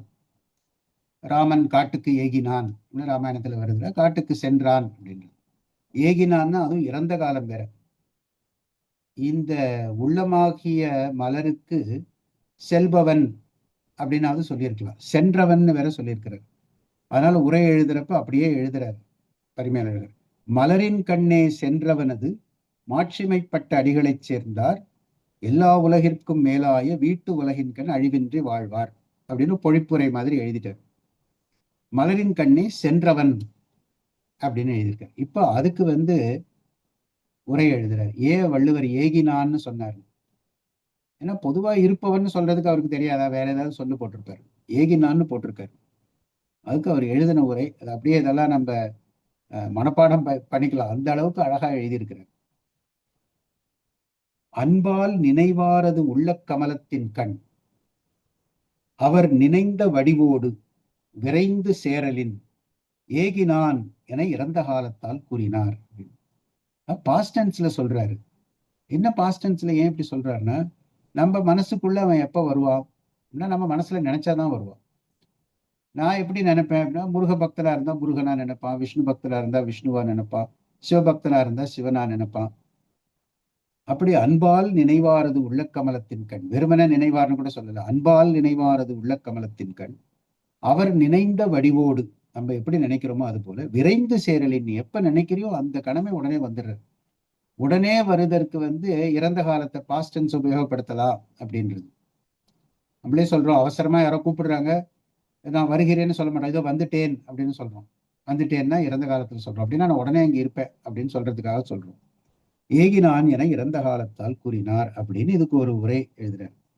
மற்றவங்க எல்லாம் எழுதினவங்களாம் அதை மறந்துடுறாங்க. ஏகினான்ற சொல்ல அவர் சொல்லியிருக்கிறான்னு மறந்துட்டு ஏதோ பொதுவா உரை எழுதுறாங்க. அப்ப இந்த பரிமேலழகர் இந்த மாதிரி இதையும் சொல்லி அப்ப அதுக்கு ஒரு இலக்கண குறிப்பும் கொடுக்கிறார். தொல்காப்பியத்திலிருந்து எடுத்து தொல்காப்பியத்துல சொல்லியிருக்கிறார், இந்த மாதிரி இறந்த காலத்துல சொல்லலாம். விரைந்த பொருள் இறந்த காலத்து குறிப்பொடுகளத்தல் விரைந்த பொருள் என்பனார் புலவர்கள். இது பரிமேலழகர் படிக்கிறதுல இன்னொரு ஆடட் அட்வான்டேஜ், எக்ஸ்ட்ரா பெனிஃபிட் என்னன்னா, நம்மள அறியாமே நிறைய இலக்கண குறிப்பெல்லாம் கிடைச்சிரும். அவ்வளவு இலக்கண குறிப்பு அவர் கொடுத்திருக்கிறாராம். அதனால பழைய காலத்துல முதல்ல பரிமேலழகருடைய உரையை வெளியிட்டப்பெல்லாம் திருக்குறள் மூலமும் பரிமேலழகர் இலக்கண உரையும் அப்படின்னா அதுக்கு நிறைய பழைய பதிப்புகள்லாம் இருந்திருக்கான். கிராமட்டிக்கல் கமெண்ட்ரி அப்படி எத்தனைன்னா அவ்வளவு இலக்கண குறிப்பு அதுல கிடைக்குது. அதை நான் ஒருத்தர் புக்கில் படித்தேன். தனியாக நம்ம பரிமேலழகர் கொடுத்த இலக்கண குறிப்பெல்லாம் சேர்த்து படித்தாலே நமக்கு தமிழ் இலக்கணம் தானா தெரிய வந்து, தனியாக ஒரு இலக்கண நூல் படிக்கணும்னே அவசியம் இல்லை. அந்த அளவுக்கு இலக்கண அறிவை நமக்கு கொடுக்கிறார் அப்படின்னு. இப்படி இந்த ஒரு குறள்ல, இந்த மலர்மிசை ஏகினான் அந்த ஒரு குறளை எடுத்து பார்த்தாலே பரிமேலருடைய நுட்பம் நமக்கு தெரியும். அப்புறம் அவர்கிட்ட இருக்கிற இன்னொரு சிறப்பு, அதை இந்த குறளுடைய உரையிலே பார்க்கலாம். இப்ப பொதுவா குறளுக்கு செல்வநாயகம் ஐயா ஆரம்பத்துல சொன்னாரு, முதல்ல நிறைய உரைகள் இருந்தது. பரிமேலழகர் காலத்திலே அவருக்கு முன்னாடி இருந்த 10 பேருடைய உரையெல்லாம் இருந்தது. கடைசியா வந்ததுதான் இவருடைய உரை. அவர் காலத்துல நிறைய உரைகள்லாம் இருந்தது. அதுல இப்ப பரிமேலழகர் நினைச்சிருந்தா அந்த உரையெல்லாம் அவர் மேற்கோளே காட்டி இல்லாம இருக்கலாம். ஏன்னா தன்னுடைய நூல் தான் நிலைக்க வேண்டும் அப்படின்னு நினைக்கிறவங்க மற்ற நூல்ல அந்த மாதிரி சொல்லியிருக்கு, அவர் இந்த மாதிரி சொல்லியிருக்காருன்னா எடுத்து காட்ட மாட்டாங்க. ஆனா இவர் எடுத்து காட்டுவார், இது வேற மாதிரி ஒருத்தர் பார்த்திருக்கிறார் அப்படின்னா அது ஏன்னா நம்மளுக்கு we shouldn't miss that. அந்த படிக்கிற வாசகர்களுக்கு அது தெரிஞ்சிருக்கணும் அப்படின்றதுனால அது எவ்வளவு ஒரு பரந்த மனப்பான்மைன்னு, ஒரு ஹையஸ்ட் இன்டெலெக்ட் தான் அந்த மாதிரி பண்ணுவார். நான் குறைந்த அறிவு இருக்கிறப்ப நான் சொல்றது மட்டும்தான் கேட்கணும், மற்றவங்க சொல்றதை கேட்கக்கூடாது, அவங்க எதுவும் தெரிஞ்சிடக்கூடாதுன்னு நினைப்பாங்க. இவரு இன்னொரு வியூ பாயிண்ட் இருக்கு, இதை வேற மாதிரியும் ஒருத்தங்க பாக்குறாங்க அப்படின்றதையும் எடுத்து சொல்றாரு. இப்ப இந்த குறளுக்கு அவரு முடிக்கிறப்ப என்ன சொல்றாரு, மலர்மிசை ஏகினான் அப்படின்னா ஒரு டைரக்ட் மீனிங் பூ மேல நடந்தவன் அப்படின்னு சொல்லலாம். அந்த மாதிரி புத்தரை சொல்லுவாங்க, புத்தர் வந்து தாமரை பூ மேல நடந்தார் அப்படின்னு இந்த புத்தர் எல்லாம் வணங்குறார். அதை வேற ஒரு உரையில ஒருத்தர் அந்த மாதிரி எழுதியிருக்கிறார். அதனால அதை எடுத்து அதுவும் பொருத்தமா இருக்க மாதிரி தான் தெரியுது, உங்களுக்கு பிடிச்சிருந்தா நீங்க அதையே ஏத்துக்கோங்க அப்படின்ற மாதிரி இதனை பூமேல் நடந்தான் என்பதோர் பெயர் பற்றி பிரிதோர் கடவுட்கு ஏற்றுவாரும் உலர் அப்படின்னு. பரிமேலவருடைய கருத்து என்னன்னா, திருவள்ளுவர் எந்த கடவுளையும் சொல்லல, நீ மலர்மிசை ஏகினான், நீ அன்பால் நினைவாரது உள்ள கமலத்தின் கண், நீ எந்த வடிவத்துல நினைக்கிறியோ அப்படி வருவார்னு சொல்லிட்டாரு. அதுதான் திருவள்ளுவர் நினைக்கிறாரு அப்படின்னு இவர் பரிமேலழகர் சொல்றாரு. ஆனா இன்னொருத்தர் வந்து பூமேல் நடந்தான் என்பது ஒரு பெயர் பற்றி பிரிதோர் கடவுட்கு, அது புத்தர்கள், சமணர்களும் அப்படிதான், அவங்களும் ஒரு கதை அந்த மாதிரி வச்சிருக்காங்கன்னு நினைக்கிறேன். அப்ப அவங்களுடைய கடவுட்கு ஏற்றுவாரும் உலர் அப்படின்னு சொல்லியிருக்காரு. இதுவும் பரிமேலழகர் இருக்கிற ஒரு சிறப்புத்தன்மை. இந்த காலத்துல உரை எழுதுறவங்கள அவங்க எழுதுனது மட்டும்தான் இருக்கும், மற்றவங்களதுல என்ன பார்த்தேன் அவங்க என்ன சொல்லியிருக்காங்களோ யாரும் சொல்ல மாட்டாங்க. இவர் பரிமேலழகருக்கு இருக்கிற ஒரு சிறப்பு. நிறைய குறள்ல அதை யாரோ கணக்கெல்லாம் பார்த்திருக்காங்க, கிட்டத்தட்ட ஒரு 130 குறளுக்கு இந்த மாதிரி வேறு ஒரு உரை இருக்கிறது, இப்படியும் உரை சொல்லுகிறார்கள் அப்படின்னு. அந்த கருத்து நமக்கு கிடைக்கட்டும் அப்படின்றதுனால அதை சொல்றாரு. ஆனா சில இடத்துல மறுத்தும் சொல்லுவார், சில இடங்கள்ல இந்த மாதிரி உரை சொல்லுகிறார்கள், ஆனால் அது தவறு, அது பொருத்தமாக இல்லை, அது ஏன் பொருத்தமாக இல்லைன்னு அதையே எடுத்து காட்டுவார். இப்படி நமக்கு அந்த கிரிட்டிக்கல் திங்கிங் அப்படின்னு சொன்னேன்ல, அது வருவதற்கு இது ரொம்ப உபயோகமாக இருக்கும் அவருடைய சிந்தனை. அப்புறம் இன்னொன்னு அவர் செய்வது அது என்னன்னா, திருக்குறள்ல இல்லாத ஒரு சொல்லை ஒரு திருக்குறள்ல இருக்கிற சொல்ல மட்டும்தான் கவனமா எடுத்து சொல்லுவார், ஒரு சொல்லையும் விட்டுட மாட்டார். இப்ப நம்ம உரை சொல்றப்ப அந்த மலர்மிசை ஏகினான்றதை மறந்துடுவோம், ஏகினான் ஏன் சொன்னார், பொதுவாக எல்லாம் மலர்மிசை இருப்பவன் நம்ம உரை சொல்றோம், அவர் வந்து ஏகினான் அப்படின்னா ஏன்னு சொன்னாரு. அதே மாதிரி இன்னொரு உதாரணம் பார்த்தோம், தீய வழுக்கியும் வாயால் சொல்லணும், வாயால்னு ஏன் சொன்னாரு அப்படின்றதுக்கெல்லாம் அந்த மாதிரி பார்த்து பார்த்து உரை எழுதுவார். சில இடத்துல என்ன பண்றாரு, அவரு வேற ஒரு சொல், திருவள்ளுவர் அந்த சொல்லல, அவர் ஒரு சொல்லி இருக்கிறாரு, ஆனா உரையில இவர் மாத்துறார் பரிமேலழகர். ஆனா இது என்ன பண்றான்னு தெரியாம நிறைய பேர் அதெல்லாம் பரிமேலழகர் மாத்திட்டார், திருவள்ளுவர் சொல்றதெல்லாம் மாத்துறாரு. அந்த மாதிரி இல்லை, அந்த அதிகாரத்துக்கு பொருத்தமாக முன்னாடியும் பின்னாடியும் இருக்க குறளுக்கு பொருத்தமாக அதுக்கு, அதாவது டோட்டலா மாத்த மாட்டாரு, இந்த சினானிம் அப்படின்னு சொல்லுவாங்க, அதே மாதிரி இருக்கிற இன்னொரு சொல்ல கொண்டு சேர்ப்பார். அது ஏன்னு அந்த காரணமும் சொல்லுவார். அதுக்கு ஒரு உதாரணம் பார்க்கலாம். மெய்யுணர்தல் அப்படின்னு ஒரு அதிகாரம் இருக்கு. அதுல கற்றீண்டு மெய்ப்பொருள் கண்டார் தலைப்படுவர் மற்றீண்டு வாரா நெறி அப்படின்னு 356வது குறள். ரொம்ப ஒரு அற்புதமான அதிகாரம் அது, மெய் உணர்தல் அப்படின்னு. இதுலதான் இந்த ஞானம் அப்படின்னு சொல்றது அதை என்னன்னு திருவள்ளுவர் சொல்றாரு இந்த 2-3 அதிகாரங்கள். இதுல இந்த மெய் உணர்தல் அது ரொம்ப முக்கியமான அதிகாரம். இதுல கற்றீண்டு மெய்ப்பொருள் கண்டார் தலைப்படுவர் மற்றீண்டு வாரா நெறி அப்படின்னு. இதுக்கு என்ன விளக்கம்? நம்ம மேலோட்டமா நேரடியா பார்த்தா என்ன தெரியும், இந்த உலகத்துல கற்று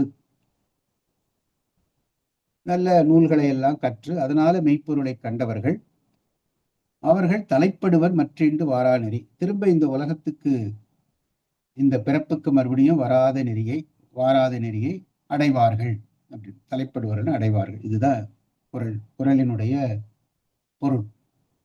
கற்றீண்டு மெய்ப்பொருள் கண்டார் தலைப்படுவர் மற்றீண்டு வாரா நெறி அப்படி. அதான் நான் என்ன பண்ணுவேன், எப்போ ரொம்ப எளிய உரை ஒண்ணு இருக்கு, அதையும் இந்த பரிமேலழகர் சொல்றதையும் கம்பேர் பண்ணி பார்க்கணும். அப்பதான் இது எவ்வளவு மேலோட்டமா இருக்கு, அது எவ்வளவு சிறந்து இருக்குன்றது புரியும், அந்த சைட் பை சைடு வச்சு பார்த்தேன். இப்ப நான் சொன்ன இந்த குறளுக்கு கற்றீண்டு மெய்ப்பொருள் கண்டார், அதுக்கு அந்த எளிய உரையில என்ன இருக்கு, கற்க வேண்டியதை கற்று மெய்ப்பொருளை உணர்ந்தவர்கள் மீண்டும் பிறப்புக்குள் வரமாட்டார், அவ்வளவுதான். 2 வரியில ஒரு எளிய உரை. ஏன்னா இங்க இந்த கற்றுன்ற சொல்ல பரிமேலழகர் மாத்துறார். ஏன்னா அவருக்கு தெரியும், இந்த மெய்ப்பொருளை நூலை படிச்செல்லாம் கத்துக்க முடியாது. ஏன்னா திருவள்ளுவரே முதல்ல 2வது குறள்ல சொல்லிட்டார், கற்றதனால் ஆய பயனன் கொல் வாலறிவன் நற்றாள் தொழார் எனின் அப்படின்னு. படிச்சு என்ன பிரயோஜனம்? இறைவனை திருவடிகளை வணங்காவிட்டார். அப்பனா என்ன அர்த்தம்? படிச்சும் இறைவனை பற்றி உணராமல் இருக்க முடியும், நிறைய நூல்களை படித்தும் இறைவனை பற்றி உணராமல் இருக்க முடியும் திருவள்ளுவர் முன்னாடியே சொல்லியிருக்கிறார். அதனால இங்க கற்றுன்னு சொன்னதுக்கு அவர் நிச்சயம் நூல்கள் எல்லாம் படிச்சு மெய்ப்பொருளை கண்டவர்னு சொல்லியிருக்க மாட்டார். அதுக்கு இவர் எப்படி அப்ப அந்த கற்றுன்ற சொல்லுக்கு பதிலா இவர் என்ன போடுறார் பரிமேலழகர்? உபதேச மொழிகளை அனுபவம் உடைய தேசிகற்பால் கேட்டு அப்படின்னாரு. கற்றுன்றதை கேட்டு அப்படின்னு மாத்திட்டாரு. நான் சொன்னேன் இந்த சினானிம்.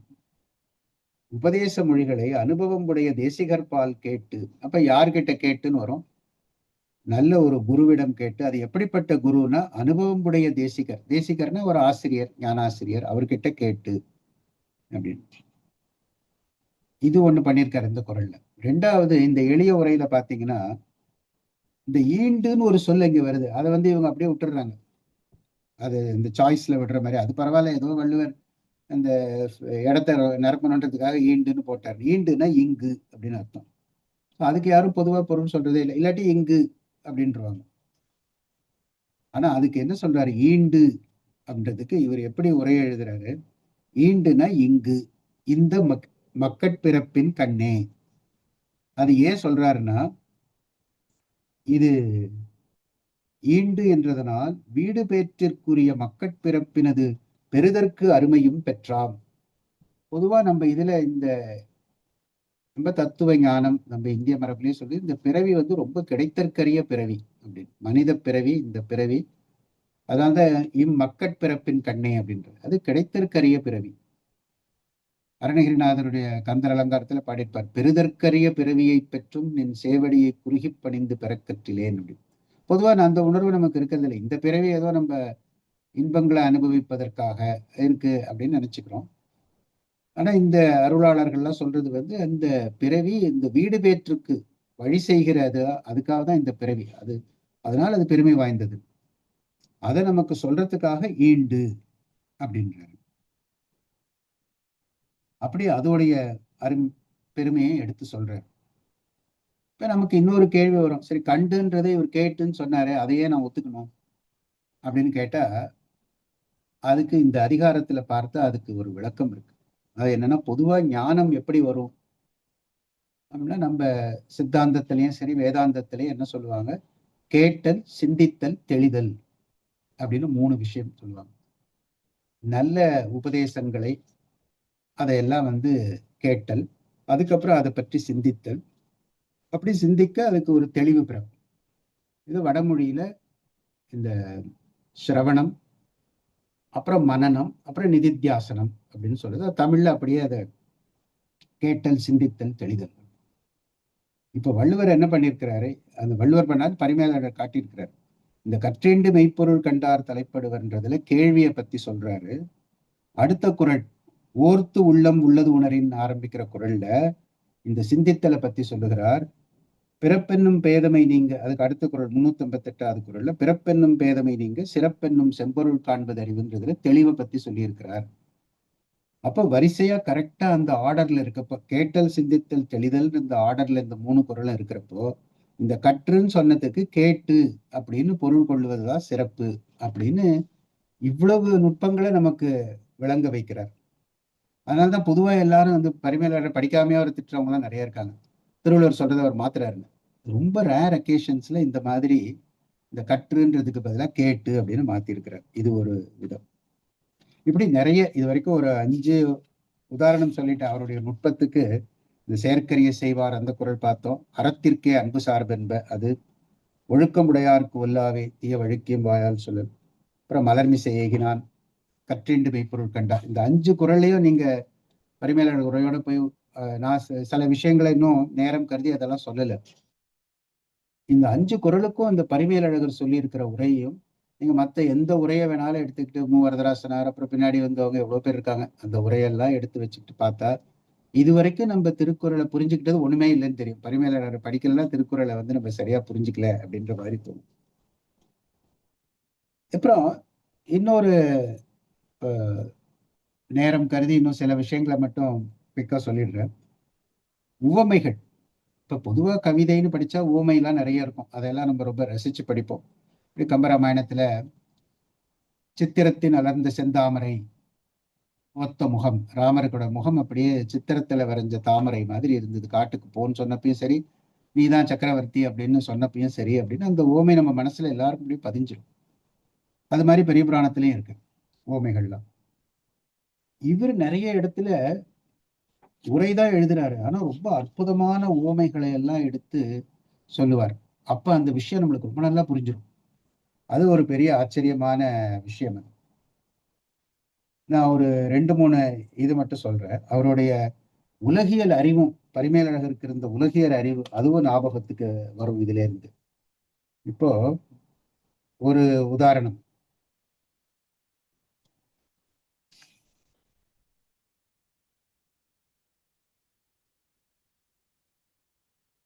சென்ற இடத்தால் செலவிடா தீதுரி நன்றின் பால் உய்ப்பது அறிவு. இது ரொம்ப ஒரு எளிமையான ஓமை தான் சொல்றாரு. இந்த குறள் என்ன சொல்லுதுன்னா, அந்த அறிவு என்ன பண்ணணும், மனசை போற வழியிலலாம் போக விடக்கூடாது. அதை கண்ட்ரோல் பண்ணணும், அந்த மைண்டை. அதுதான் டைரக்ட் பண்ணணும் அப்படின்னு. அப்படி பண்ணாதான் அதுக்கு அறிவுன்னு பேரு அப்படின்னு அவர் சொல்லியிருக்கிறார். அதுக்கு இவர் ஒரு உவமை சொல்றார். குதிரையை நிலமறிந்து செலுத்தும் வாதுவன் போல வேறாக்கி மனத்தை புலமறிந்து செலுத்துவது அறிவு என்றார் அப்படின்னு. ஒரு குதிரையை ஓட்டுகிற இந்த குதிரை பாகன், குதிரையை ஓட்டுகிறவன் போல குதிரையில மேல உட்கார்ந்து இருக்கிற அந்த வாதுவன் அப்படின்னா அந்த குதிரை பாகன் அப்படின்னு நம்மளுக்கே புரிஞ்சிருது சொல்லு. குதிரையை ஓட்டுறவன் போல அப்படின்னு சொல்லிட்டு நடுவுல அதுக்கு ஒரு இன்னொரு சொல்ல இங்க வருது, நிலமறிந்து செலுத்தும் வாதுவன் போல. ஏன்னா அந்த குதிரையை நல்லா பழகிட்டு ஓட்டுறவனுக்கு தெரியும், இந்த குதிரை இப்ப சறுக்கலான நிலமா இருக்கு, இப்ப கொஞ்சம் நம்ம பிடிச்சிக்கணும், இது சமநிலையா இருக்கு, அது பாட்டுக்கு போயிட்டே இருக்கும், தளர்த்தி பிடிச்சிக்கலாம். இல்லை இப்போ ஒரு மேட்டுல ஏறுது, அப்ப நம்ம இன்னும் கொஞ்சம் அதுக்கு தட்டி கொடுத்து அதை அப்படியே மேலே ஏற்றணும். இப்படியெல்லாம் நிறைய ஒரு இது இருக்கு. குதிரையை ஓட்டுறவனுக்கு அதெல்லாம் தெரியும். பழகின பாதையில போகுது, அதனால கண்ணை மூடிட்டு அவன் இருக்கலாம். புது பாதையில போகுது, அப்ப அவன் கொஞ்சம் ஜாக்கிரதையா இருக்கணும். அப்படி நிலமறிந்து செலுத்தும் வாதுவன் போல இந்த மனத்தை புலமறிந்து செலுத்துவது அறிவு அப்படின்னு அந்த அற்புதமான ஓமை. இப்ப அந்த குறளோட இந்த ஓமையை சேர்த்து படிச்சா நமக்கு அப்படி அது நல்லா புரியும். இன்னும் ஒரு சிறப்பான இந்த காலத்துக்கு ஏத்த மாதிரி ஒரு ஓமை சொல்றாரு. அது இந்த காலம் இல்லை, எந்த காலத்துக்கு ஏத்த மாதிரி. இதுல அவருடைய உலகியல் அறிவு எப்படின்னு அது தெரியுது, பரிமேலருடைய உலகியல் அறிவு. இந்த குறள் என்ன குறள்னா, மன்னரை சேர்ந்தொழுகல் அப்படின்னு ஒரு அதிகாரம். இல்ல ஒரு அரசனோட பழகிறவங்க எல்லாம் எப்படி இருக்கணும் அப்படின்னு நிறைய ரொம்ப பிராக்டிக்கல். இந்த காலத்துல அரசர்னா ஒரு நம்ம கம்பெனியில இருக்கிறவங்களுக்கு எல்லாம் தெரியும், உங்களோட ப்ராஜெக்ட் லீடரோடையோ இல்லை ஜெனரல் மேனேஜரோடையோ கம்பெனி சேர்மனோடையோ பழகிற மாதிரி எல்லாம் இருந்தா எப்படி இருக்கும். இல்லை இப்ப பிரைம் மினிஸ்டரோட பழகுறாங்க ஒருத்தவங்க, ஏன்னா அவங்களோட நெருங்கி பழக வேண்டியிருக்கு. அப்போ அவங்க என்னென்னலாம் செய்யணும், எவ்வளவு கேர்ஃபுல்லா இருக்கணும் அப்படின்றாரு. அதுக்கு வள்ளுவர் ஒரு குறள் சொல்லியிருக்காரு, போற்றின் அரியவை போற்றல் கடுத்த பின் தேற்றுதல் யாருக்கும் அரிது. இப்ப அந்த குறளோட முழு அர்த்தத்துக்கு நான் போகல, சொன்ன ஓமைக்கு மட்டும்தான் அதை சொல்ல வரேன். இதுல வள்ளுவர் என்ன சொல்லியிருக்கிறாரு, ஒரு அரசன் உங்க கூட பழகிற அந்த அரசனுக்கு உங்க மேல எந்த விஷயத்திலையும் ஒரு சந்தேகம் வர மாதிரி நடந்துக்க கூடாது.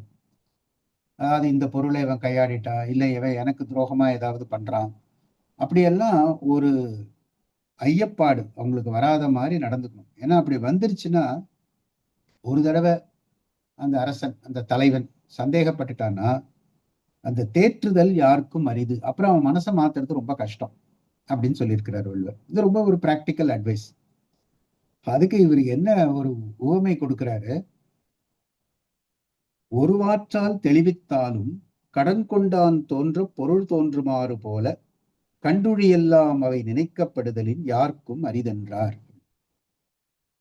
ஒருத்தருக்கு நம்ம கடன் கொடுத்துட்டோம், அந்த கடன் கொடுத்ததுக்கு அப்புறம் அவன் இன்னும் திருப்பி கொடுக்கல, நம்மளே டைம் தான் கொடுத்துருக்கோம், நீ ஒரு வருஷத்துக்கு கழிச்சு கொடு, இல்லை ஒரு மாசத்துக்கு கழிச்சு கொடு, ஏதோ கொடுத்துருக்கோம்.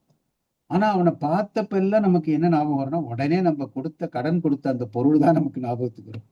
அது ஒரு புத்தகமா இருக்கலாம், இல்லை பணமா இருக்கலாம், இல்லை ஏதோ ஒரு பொருளை கொடுத்துருக்கோம்னா நம்மளே டைம் சொல்லிட்டோம், நீ அடுத்த மாசம் கொடு, அடுத்த வருஷம் கொடுன்னு சொல்லியிருக்கோம். இருந்தாலும் அந்த பார்த்த உடனே இந்த கடன்காரனை பார்த்தோன்னே நம்ம என்ன இவனுக்கு கடன் கொடுத்தோன்றதா ஞாபகம் வரும். கடன் கொண்டான் தோன்ற பொருள் தோன்றுமாறு போல அப்படின்னு இப்படி ஒரு அழகா ஒரு ஓமை. அப்ப இந்த நீ ஒரு தப்பு செஞ்சு மாட்டிக்கிட்டனா, இல்ல அந்த தலைவனுக்கு மேல சந்தேகம் வந்துருச்சுன்னா, உன்னை பார்க்கறப்பெல்லாம் அவருக்கு அதுதான் ஞாபகத்துக்கு வரும். அதனால நீ கவனமா இருக்கணும், கேர்ஃபுல்லா இருக்கணும்னு வள்ளுவர் சொன்னதை இப்படி ஒரு ஓமையை எடுத்து இந்த மாதிரி சொல்றார். இதுவே நமக்கு ஒரு பெரிய இந்த பயிற்சி அப்படின்னா, இதே வந்து ஒரு கிரிட்டிக்கல் திங்கிங்க்கு பயிற்சியா வச்சுக்கலாம். எந்த மாதிரி எல்லாம் ஓமைகளை எடுத்து சொல்லுகிறார். கிட்டத்தட்ட ஒரு 20 ஓமைகள், ரொம்ப அளவுக்கு அதிகமாகவும் சொல்லல அவர். ஏன்னா கவிதைக்கு தான் ஓமை தேவை. உரைநடைக்கு அப்புறம் ரொம்ப ஓமையை கொண்டு வந்து புகுத்தினா நல்லாவும் இருக்காது. ரொம்ப அளவோட தான் பண்ணியிருக்கிறார். அந்த சாய்ஸ் வேர்ட்ஸ் அந்த மாதிரி ஒரு 20 இடத்துல ஒரு அற்புதமான ஊமைகளை எல்லாம் எடுத்து கொண்டு வந்து சேர்க்கிறார். இன்னும் இப்போ 5 மணி ஆகிவிட்டது. இன்னும் ஒரு 10-15 நிமிஷத்துக்குள்ள இத முடிந்த அளவு இன்னும் சில சிறப்புகளை மட்டும் சொல்லி அதுக்கப்புறம் நம்ம கொஞ்ச நேரம் விவாதிக்கலாம். ஒரு சொல்லுக்கு அவர் வந்து எவ்வளவு பொருள் கண்டுபிடித்து அது உபயோகமா, சும்மா அவருடைய திறமையை காட்டுறதுக்காக இல்லை, நமக்கு உபயோகமாக இருக்கிற மாதிரி பண்றார் அப்படின்றத பார்க்கிறோம். உழவுன்னு ஒரு அதிகாரம் இருக்கு. அதுல 1039வது குறள், செல்லான் கிழவன் இருப்பின் நிலம் புலந்து இல்லாளின் ஓடிவிடும் அப்படின்றது வள்ளுவர் சொல்றது. அப்படின்னா நமக்கு ஒரு நிலம் இருந்ததுன்னா அதை வந்து நம்ம போய் பார்க்கணும். பார்க்காம இருந்தா அது எப்படி மனைவி நம்ம மேல கோச்சிக்கிற மாதிரி, மனைவியை கவனிக்காம இருந்தா அவ கோச்சிக்கிற மாதிரி அந்த நிலம் வந்து நமக்கு நல்லதை செய்யாது. அதனால நம்ம போய் பார்க்கணும் அப்படின்னு சொல்லியிருக்காரு. இதுக்கும் எல்லாம் பொருளா எல்லாம் பொதுவா சொல்ற அர்த்தம் அந்த நிலத்தை சென்று பார்க்க வேண்டும், செல்லான் அப்படின்னு போடுறதுனால கிழவன்னா இந்த இடத்துல அந்த நிலத்துக்கு உரிமை உடையவன். அந்த நிலத்துக்கு உரிமை உடையவன் அடிக்கடி போய் பார்க்கணும் நிலத்தை அப்படின்னு. இப்படி பொதுவாதான் உரை இருக்கு. இவரு அந்த கிழவன்ற சொல்லுக்கு, கிழவன்னா உரிமை உடையவன், குறிஞ்சி கிழவன், முருகனை வந்து குறிஞ்சி கிழவன், மலைகளுக்கெல்லாம் உரிமை உடையவன், அதனால குறிஞ்சி கிழவன் அப்படின்னு. இவரு கிழவன் இப்ப இந்த திருவள்ளுவர் சொன்னதை எடுத்துக்கிட்டு அந்த நிலத்துக்கு உரிமையுடையவன் போகாமல் இருந்தால், ஏன்னா செல்லான் கிழவன் இருப்பின் அப்படின்னு இருக்கு. பொதுவா எல்லாம் ஒரே எழுது எப்படி இருக்குன்னா, நிலத்துக்கு அந்த உரிமையாளவன் போகாமல் இருந்தால் அப்படின்னு எழுதிடுவாங்க. போகாமல் இருந்தால் இது மாதிரி நடக்கும் அப்படின்னு. இவர் பரிமேலழகருடைய உரை எதுக்கு? பிறரை ஏவி இராது தானே சேரல் வேண்டும் என்பது போதர கிழவன் என்றார். அது என்ன சொல்றாரு, நிலத்துக்கு உரிமையாளன் தான், ஆனா அதை யாருக்கும் அவன் டெலிகேட் பண்ண முடியாது. எனக்கு பதிலா நீ போய் பாரு, இன்னொருத்தர் அனுப்பக்கூடாது. அதனால பிறரை ஏவியிராது தானே சேரல் வேண்டும் என்பது போதர கிழவன் என்றார். இது இப்ப அக்ரிகல்ச்சருக்கு உழவுக்கு மட்டும் இல்லை, நிறைய பெரிய ப்ராஜெக்ட் நடக்கிறது, பெரிய நிறுவனங்கள் அலுவலகம் கூட அது மாதிரிதான். அந்த சேர்மனா இருக்கிறவர் அதெல்லாம் அவங்க பார்த்துக்குவாங்க, நான் போகக்கூடாது, ஃபீல்டுக்கு போகக்கூடாதுன்னு இருக்க முடியாது, அவர் போய் பார்க்கணும். அந்த மாதிரி அதெல்லாம் டெலிகேட் பண்ண முடியாது. சில முக்கியமான விஷயங்களை எல்லாம் டெலிகேட் பண்ணாம இருக்கணும்ன்றதுக்காக. அப்புறம் இந்த செல்லான் இருப்பின் அப்படின்றதுக்கும் பொதுவா எல்லாம் செல்லாமல் இருந்தால் அப்படின்னு தான் எழுதுறாங்க. இவர் அதுக்கு என்ன இன்னும் ஒரு விளக்கமா விரிவா எழுதுறாரு. அதுவும் இந்த காலத்து இப்ப இந்த மேனேஜ்மெண்ட்டுக்கெல்லாம் இதெல்லாம் ரொம்ப முக்கியமான இதுவா இருக்கு. செல்லான் இருப்பின்னா நாள்தோறும் சென்று பார்த்து அடுத்தன செய்யாது மடிந்திருக்குமாயின் அப்படின்னு அதுக்கு ஒரு குறிப்பு கொடுக்கிறார் பரிமேலழகர். அதாவது செல்லான்னா பொதுவா போகாம இருக்கிறது, வாரத்துக்கு ஒரு தடவை போனேன், மாசத்துக்கு ஒரு தடவை போனேன், டெய்லி போகணும்னா டெய்லி போயாகணும். அதனால நாள்தோறும் சென்று பார்த்து அப்புறம் அடுத்தன செய்யாது, போய் பார்த்துட்டு சரி நான் பார்த்தேன் இது இந்த மாதிரி இருக்கு, இதை பண்ணிக்கலாம் அப்புறமேல் பண்ணலான்னு வரக்கூடாது. அடுத்தன செய்யாது, இப்ப இந்த மாதிரி இல்ல பயிர் வாடி இருக்கு, இல்ல தண்ணி நிறைய நிறைய ஓடிட்டு இருக்கு, தண்ணி கம்மியா இருக்கு, இந்த பூச்சி நிறைய வந்திருக்கு, இப்படி எல்லாத்தையும் பார்த்துட்டு அடுத்தன செய்யாது. அப்ப அடுத்து என்ன செய்யணும் நமக்கு தெரியணும். செய்யாது மடிந்திருக்குமாயின், இந்த இடத்துல மடிந்திருக்குமாயின்னா சோம்பல் படுறது, சரி இப்ப அப்புறம் பார்த்துக்கலாம் அப்படின்னு பண்ணக்கூடாது. இந்த செல்லான் இருப்பினுக்கு இவர் இத்தனை அறிவுரை நமக்கு சொல்றார். அதாவது நாள்தோறும் பார்க்க வேணும், நாள்தோறும் செல்ல வேண்டும், சென்று பார்த்துன்னு சொன்னதுனால அதை நல்ல ஆழமா சும்மா பார்த்துட்டு வந்தேன்னு இருக்கக்கூடாது, போயிட்டு வந்தேன்னு இருக்கக்கூடாது, போய் பார்த்து அப்படின்னா அது நல்ல கிரிட்டிக்கலா பார்த்து, அந்த மாதிரி பார்த்து அப்புறம் அடுத்தன செய்யாது, என்ன செய்யணும் அப்படின்னு முடிவு பண்ணணும். அடுத்து இப்ப நம்ம என்ன செய்யணும்னு முடிவு பண்ணி செய்யாது மடிந்திருக்குமாயின் அந்த முடிவு பண்ணதை சோம்பேறித்தனம் படாம ப்ரொக்ராஸ்டினேட் தள்ளி போடாம உடனே செய்து அப்படின்னு அந்த செல்லா நெருப்பின்றதுக்கு இவ்வளவு ஒரு இந்த காலத்து நிர்வாகத்துக்கு அல்ல விவசாயத்துக்கு எல்லாத்துக்கும் பொருத்தமா இருக்கிற மாதிரி உரை எழுதுறார். இது அப்புறம் இன்னும் இது ஒரு விரிவான விஷயம். ஆனா இதை நான் சொல்றேன், அப்புறம் வேற வகுப்பு நம்மளுக்கு வந்ததுன்னா அதை அப்புறம் பார்க்கலாம். அவர் ஒரு பல்கலை வித்தகர் பரிமேலழகர் அப்படின்றதுக்கு இது ஒரு உதாரணம். திருவள்ளுவர் மருந்துன்னு ஒரு அதிகாரம் எழுதியிருக்கிறார், மெடிசன். அதை நிறைய பேர் படிச்சுட்டு ஏதோ மேலோட்டமா தான் இருக்கு, இது தேவையில்லாச்சு, ஓகே. அது நிறைய திருவள்ளுவர் இதுக்கு இந்த மாதிரிதான் என்ன சொன்ன, ஏதோ வீட்டுல இருக்கிற பெரியவர் இது உபயோகமா சொல்லுவாங்க, அப்படி ஒன்றும் பெரிய ஆழமா இருக்காது. ஆனால் சொல்றது நல்லதா தான் இருக்கும், கேட்டுக்கலாம். அந்த மாதிரி எல்லாம் சொல்லலை. அதுல இன்னும் எவ்வளவு நுட்பமா பார்க்கணுன்றதுக்கு இந்த குறள் ஒரு உதாரணம். மருந்துன்ற அதிகாரத்துல குறள் 950 அதுல உற்றவன் தீர்ப்பான் மருந்துழை செல்வான் என்று அப்பால் நாற்கூற்றே மருந்து அப்படின்னு ஒரு குறள் இருக்கு. அதுல என்னன்னா, மருந்து, மெடிசன், ட்ரீட்மெண்ட் அப்படின்னா 4 விஷயம் இருக்கு. ஒண்ணு உற்றவன், அந்த பேஷண்ட், யாரு நோய்வாய்ப்படுகிறானோ அவன். அப்புறம் தீர்ப்பவன், அது மருத்துவர், அவர் தான் தீர்க்கிறவர். அப்புறம் மருந்து, அவர் கொடுக்குற மருந்து, அதை ட்ரீட்மெண்ட்னு வச்சுக்கலாம், அவர் கொடுக்குற மருந்து ட்ரீட்மெண்ட். அப்புறம் உழைச்செல்வான்னா பக்கத்துல இருக்கிறவர், அந்த மருத்துவருக்கு உதவியாக இருக்கிறவர். ஏன்னா எல்லாத்தையும் அவரே செய்ய முடியாது, உதவியாக இருக்கிறவர். இந்த 4மே இம்பார்ட்டன்ட். இது 4ம் சேர்ந்ததுதான் மருந்து. இந்த மருந்துல இருக்கிற முக்கியமான விஷயம் அப்படின்னு ஒரு குறள். இப்ப இதுக்கு அவ்வளவுதான் எல்லா உதாரண விளக்கம் எழுதுறாங்க. இதை நம்மளுக்கு படிச்சா முதல்ல என்ன தோணும், சரி இது ஒன்றும் முக்கியம் தெரிஞ்சு நல்லதுதான் அவர் சொல்றது. அதாவது பேஷண்ட்டும் இம்பார்ட்டன்ட், பேஷண்ட் சென்ட்ரிக்கா இருக்கணும் ட்ரீட்மெண்ட் அப்படிலாம் இப்ப சொல்றாங்க. அதனால பேஷண்ட்டை பத்தி சொல்லியிருக்கிறாரு. டாக்டர்ன்றதுக்கும் நம்ம டாக்டர் எப்படி இருக்கணும் அதை பத்தி நம்ம யோசிக்கலாம். மருந்து எப்படி இருக்கணும், அப்புறம் பக்கத்துல இருக்குது உதவி செய்யறவங்க எல்லாம் எப்படி இருக்கணும், லேப் டெக்னீஷியன் இருக்காங்க, நர்சஸ் இருக்காங்க, எவ்வளவு அட்டெண்டர்ஸ் இருக்காங்க, ஹெல்த் கேர் ஒர்க்கர்ஸ் அப்படின்லாம் சொல்றோம், இவங்க எல்லாம் இருக்காங்க. இது மாதிரி 4 பகுதி இருக்கு. ஆனா இத பரிமேலழகர் யோசிக்கிறாரு. இதுல இந்த குறள்ல பாத்தீங்கன்னா, உற்றவன் தீர்ப்பான் மருந்து உழைச்செல்வான் என்று அப்பால் நாற்கூற்றே மருந்து, இப்படி 4 வகைப்பட்டது அப்படின்னு ஏன் வள்ளுவர் சொல்லணும்? 4 வகைப்பட்டது நம்ம படிச்சாலே தெரிஞ்சது. மேல முதல் வரியில 4 விஷயத்த சொல்லிடுறாரு. அப்புறம் எதுக்கு மறுபடியும் இந்த மாதிரி 4 வகைப்பட்டது அப்படின்னு சொல்றாரு அப்படின்றதுக்கு இவர் உடனே அந்த நாற்கூற்று அப்படின்றதுக்கு பரிமேலழகர் எப்படி அர்த்தம் பண்ணிக்கிறாரு, 4 பகுதியை உடைய 4 திறத்தது. அப்படின்னா ஒண்ணும் அந்த உற்றவன் பேஷண்ட் அப்படின்றதுக்கு ஒரு 4 விஷயம் இருக்கு, தீர்ப்பான் மருத்துவன்றதுக்கு ஒரு 4 விஷயம் இருக்கு, மருந்துன்றதுக்கு ஒரு 4 விஷயம், உழைச்செல்வான்றதுக்கு ஒரு 4 விஷயம், மொத்தம் 16 விஷயம்.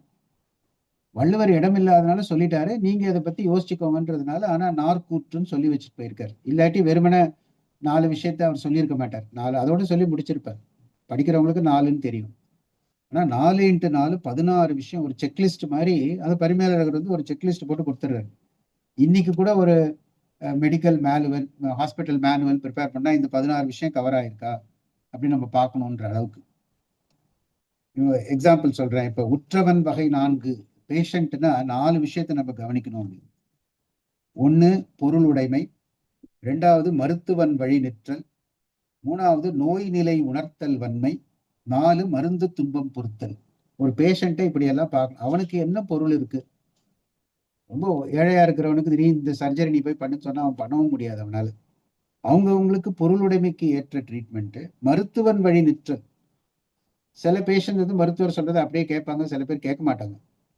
அதனால அது கொஞ்சம் கேட்பாங்க. அந்த மருத்துவன் வழி நிற்கிறானான்னு பார்க்கணும்.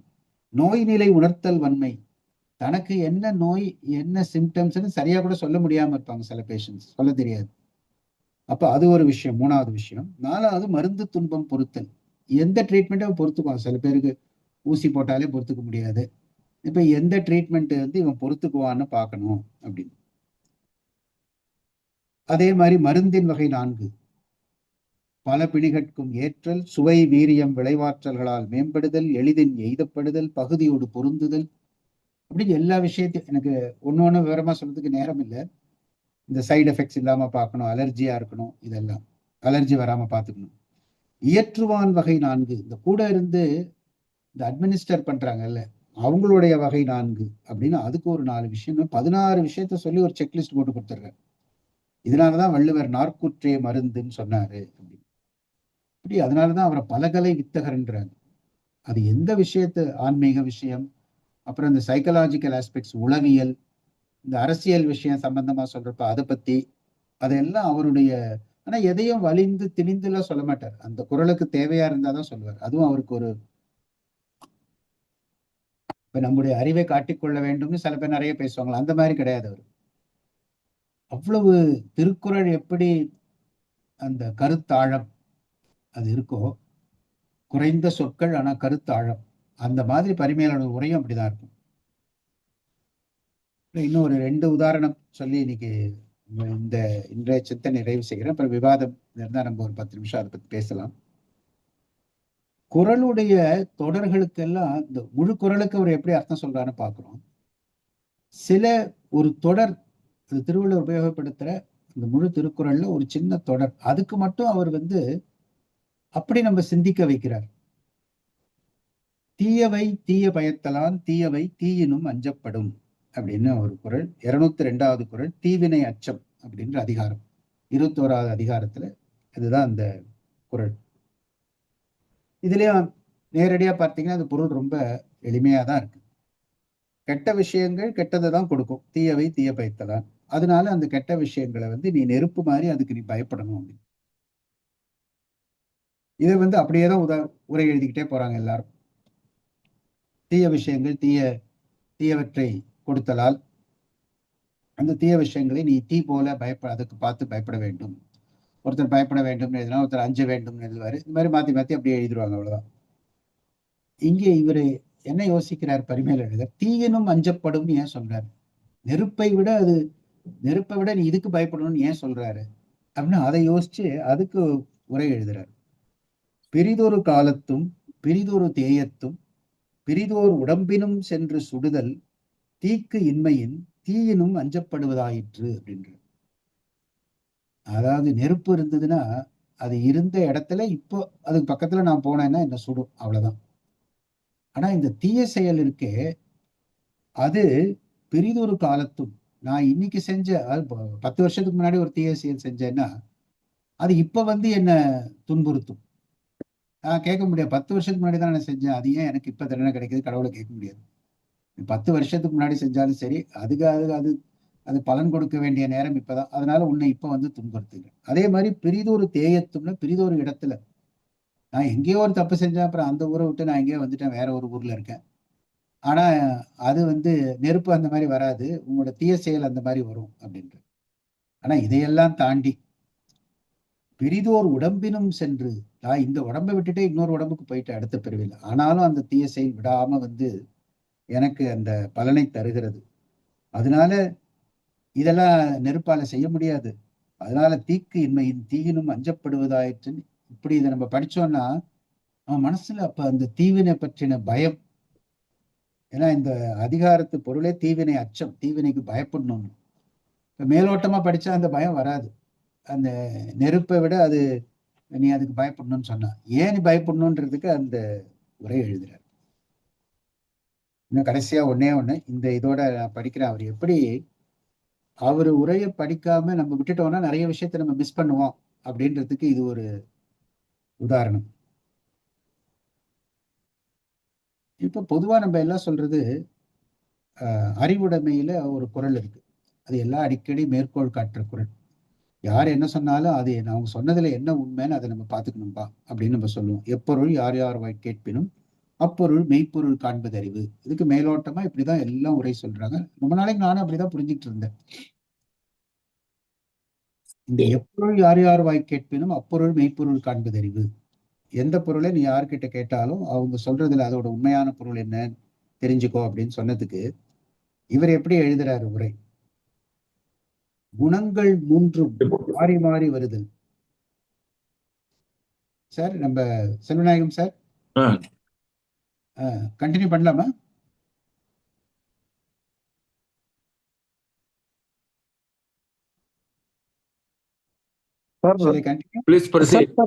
பண்ணலாம். சார் சைட்ல ஏதோ ப்ராப்ளம் பண்ணலாம். குணங்கள் மூன்றும் மாறி மாறி வருதல் யாவர்க்கும் உண்மையின் உயர்ந்த பொருள் இழிந்தார் வாயினும் இழிந்த பொருள் உயர்ந்தார் வாயினும் உறுதிப்பொருள் பகைவர் வாயினும் கெடுபொருள் நட்டார் வாயினும் ஓரோ வழி கேட்கப்படுதலான் அப்படின்னு எழுதுறாரு. அதனாலதான் எப்பொருள் யார் யார் வாய் கேட்பினும் சொன்னார். அதனால இந்த உலகத்துல இருக்க எல்லாருக்கும் 3 குணங்கள், சத்துவகுணம், ரஜோகுணம், தமோகுணம் மாறி மாறி வந்துகிட்டே இருக்கும். ரொம்ப உயர்ந்தவரா இருந்தா கூட அவர் ஒரு சமயத்துல அந்த தமோ குணத்துல இருப்பார். ரொம்ப கெட்டவனா இருந்தா கூட அவனுக்கு அந்த சத்துவகுணம் சில சமயம் மேலோங்கி வரலாம். அதனால ரொம்ப மோசமானவங்க நீ நினைக்கிற வாயிலிருந்து ரொம்ப ஒரு உயர்ந்த பொருள் கிடைக்கும். அது மாதிரி இழிந்த பொருள் உயர்ந்தார் வாயினும், அவர் ரொம்ப பெரிய ஆளுன்னு நினைச்சிட்டு இருக்க, அவர் சொன்னதுல இருந்து ஏதோ ஒரு இழிந்த பொருள் தான் கிடைக்கும். உறுதிப்பொருள் பகைவர் வாயினும், உனக்கு பெரிய எதிரியா இருக்கிறான், ஆனா அவன் சொல்ற ஒரு விஷயம் உனக்கு ரொம்ப உதவியா இருக்கும். கெடுபொருள் நட்டார் வாயினும், உன்னுடைய ரொம்ப நெருங்கிய நண்பன், ஆனா அவன் சொல்றது உனக்கு ஒரு சமயத்துல அதுவே கெட்டதா முடியும். அப்ப அதனால நீ அந்த சமயத்துல எதனால என்ன பிரயோஜனம்னு தெரிஞ்சுக்கிட்டு அதுபடி நடந்துக்கிறது அறிவுங்க.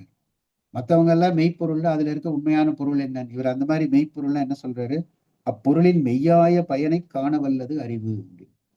அப்படின்னா என்ன அர்த்தம்னா, பகைவன் தானே, அவன் சொன்னதை நான் கேட்க மாட்டேன்னு சொல்லாத, அவன் சொன்னதுல ஏதோ உனக்கு ஒரு நல்ல அறிவுரை இருந்திருக்கும்.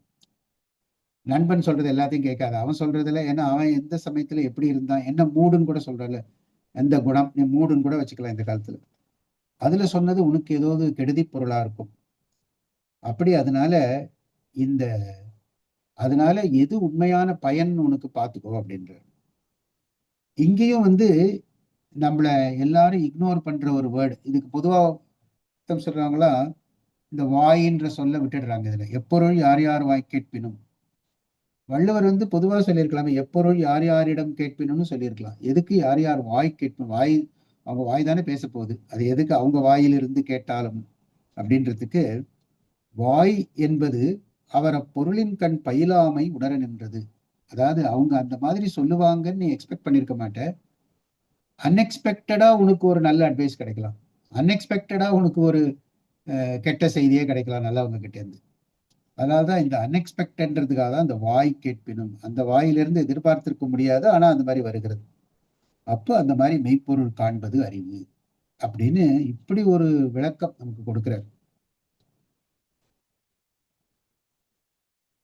மெய்ப்பொருள் காண்பது அறிவு, அதுல இருக்க உண்மையான பொருளை காண்பது, யார் என்ன சொன்னாலும் உண்மையான பொருளை காண்பது அறிவு. நான் ஏன் அர்த்தம் எடுத்துக்க கூடாதுன்னா, இந்த குறளுக்கு அடுத்த குறள்ல திருவள்ளுவர் அதை தான் சொல்ல போறாரு. அப்ப பரிமேலழகர் ஏன் இந்த மாதிரி உரை எழுதுறாருன்னா, ஒரே விஷயத்த 2 குறள்ல வள்ளுவர் சொல்ல மாட்டார். அப்ப அடுத்த குறள்ல அதை சொல்லியிருக்கிறாரு, இந்த குறள்ல அவர் இதைத்தான் சொல்லுகிறார் அப்படின்னு இந்த மாதிரி எடுத்து சொல்றார்.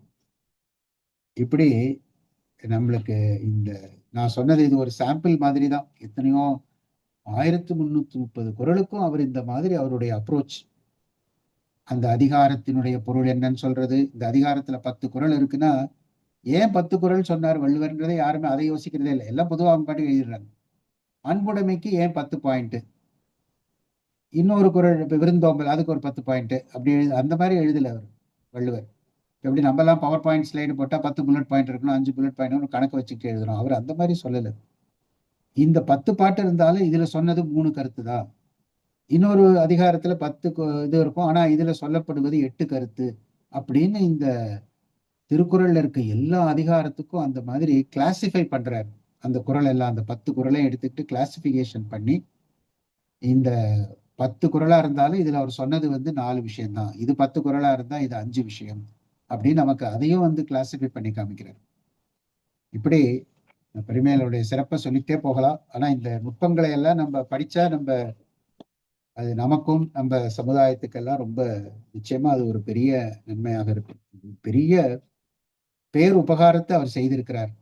திருவள்ளுவர் என்ன உபகாரம் செய்தாரோ அந்த அளவுக்கு அதுக்கு ஈக்குவலான, அதுக்கு சரிசமமான உபகாரம் அப்படின்னா அது பரிமேலழகர் செய்த உபகாரம் என்று சொல்லி இந்த அளவில் நான் என்னுடைய இந்த சிந்தனையை நிறைவு செய்கிறேன். இதெல்லாம் நீங்க எல்லாம் பரிமேலழகரை இன்னும் நிறைய பேர் என்னை விட நல்லா படிச்சிருப்பீங்க. அதனால உங்களுடைய கருத்துக்களையும் நான் கேட்கறதுக்கு ஆவலாக இருக்கிறேன். நன்றி ஐயா. The forum is open for responses.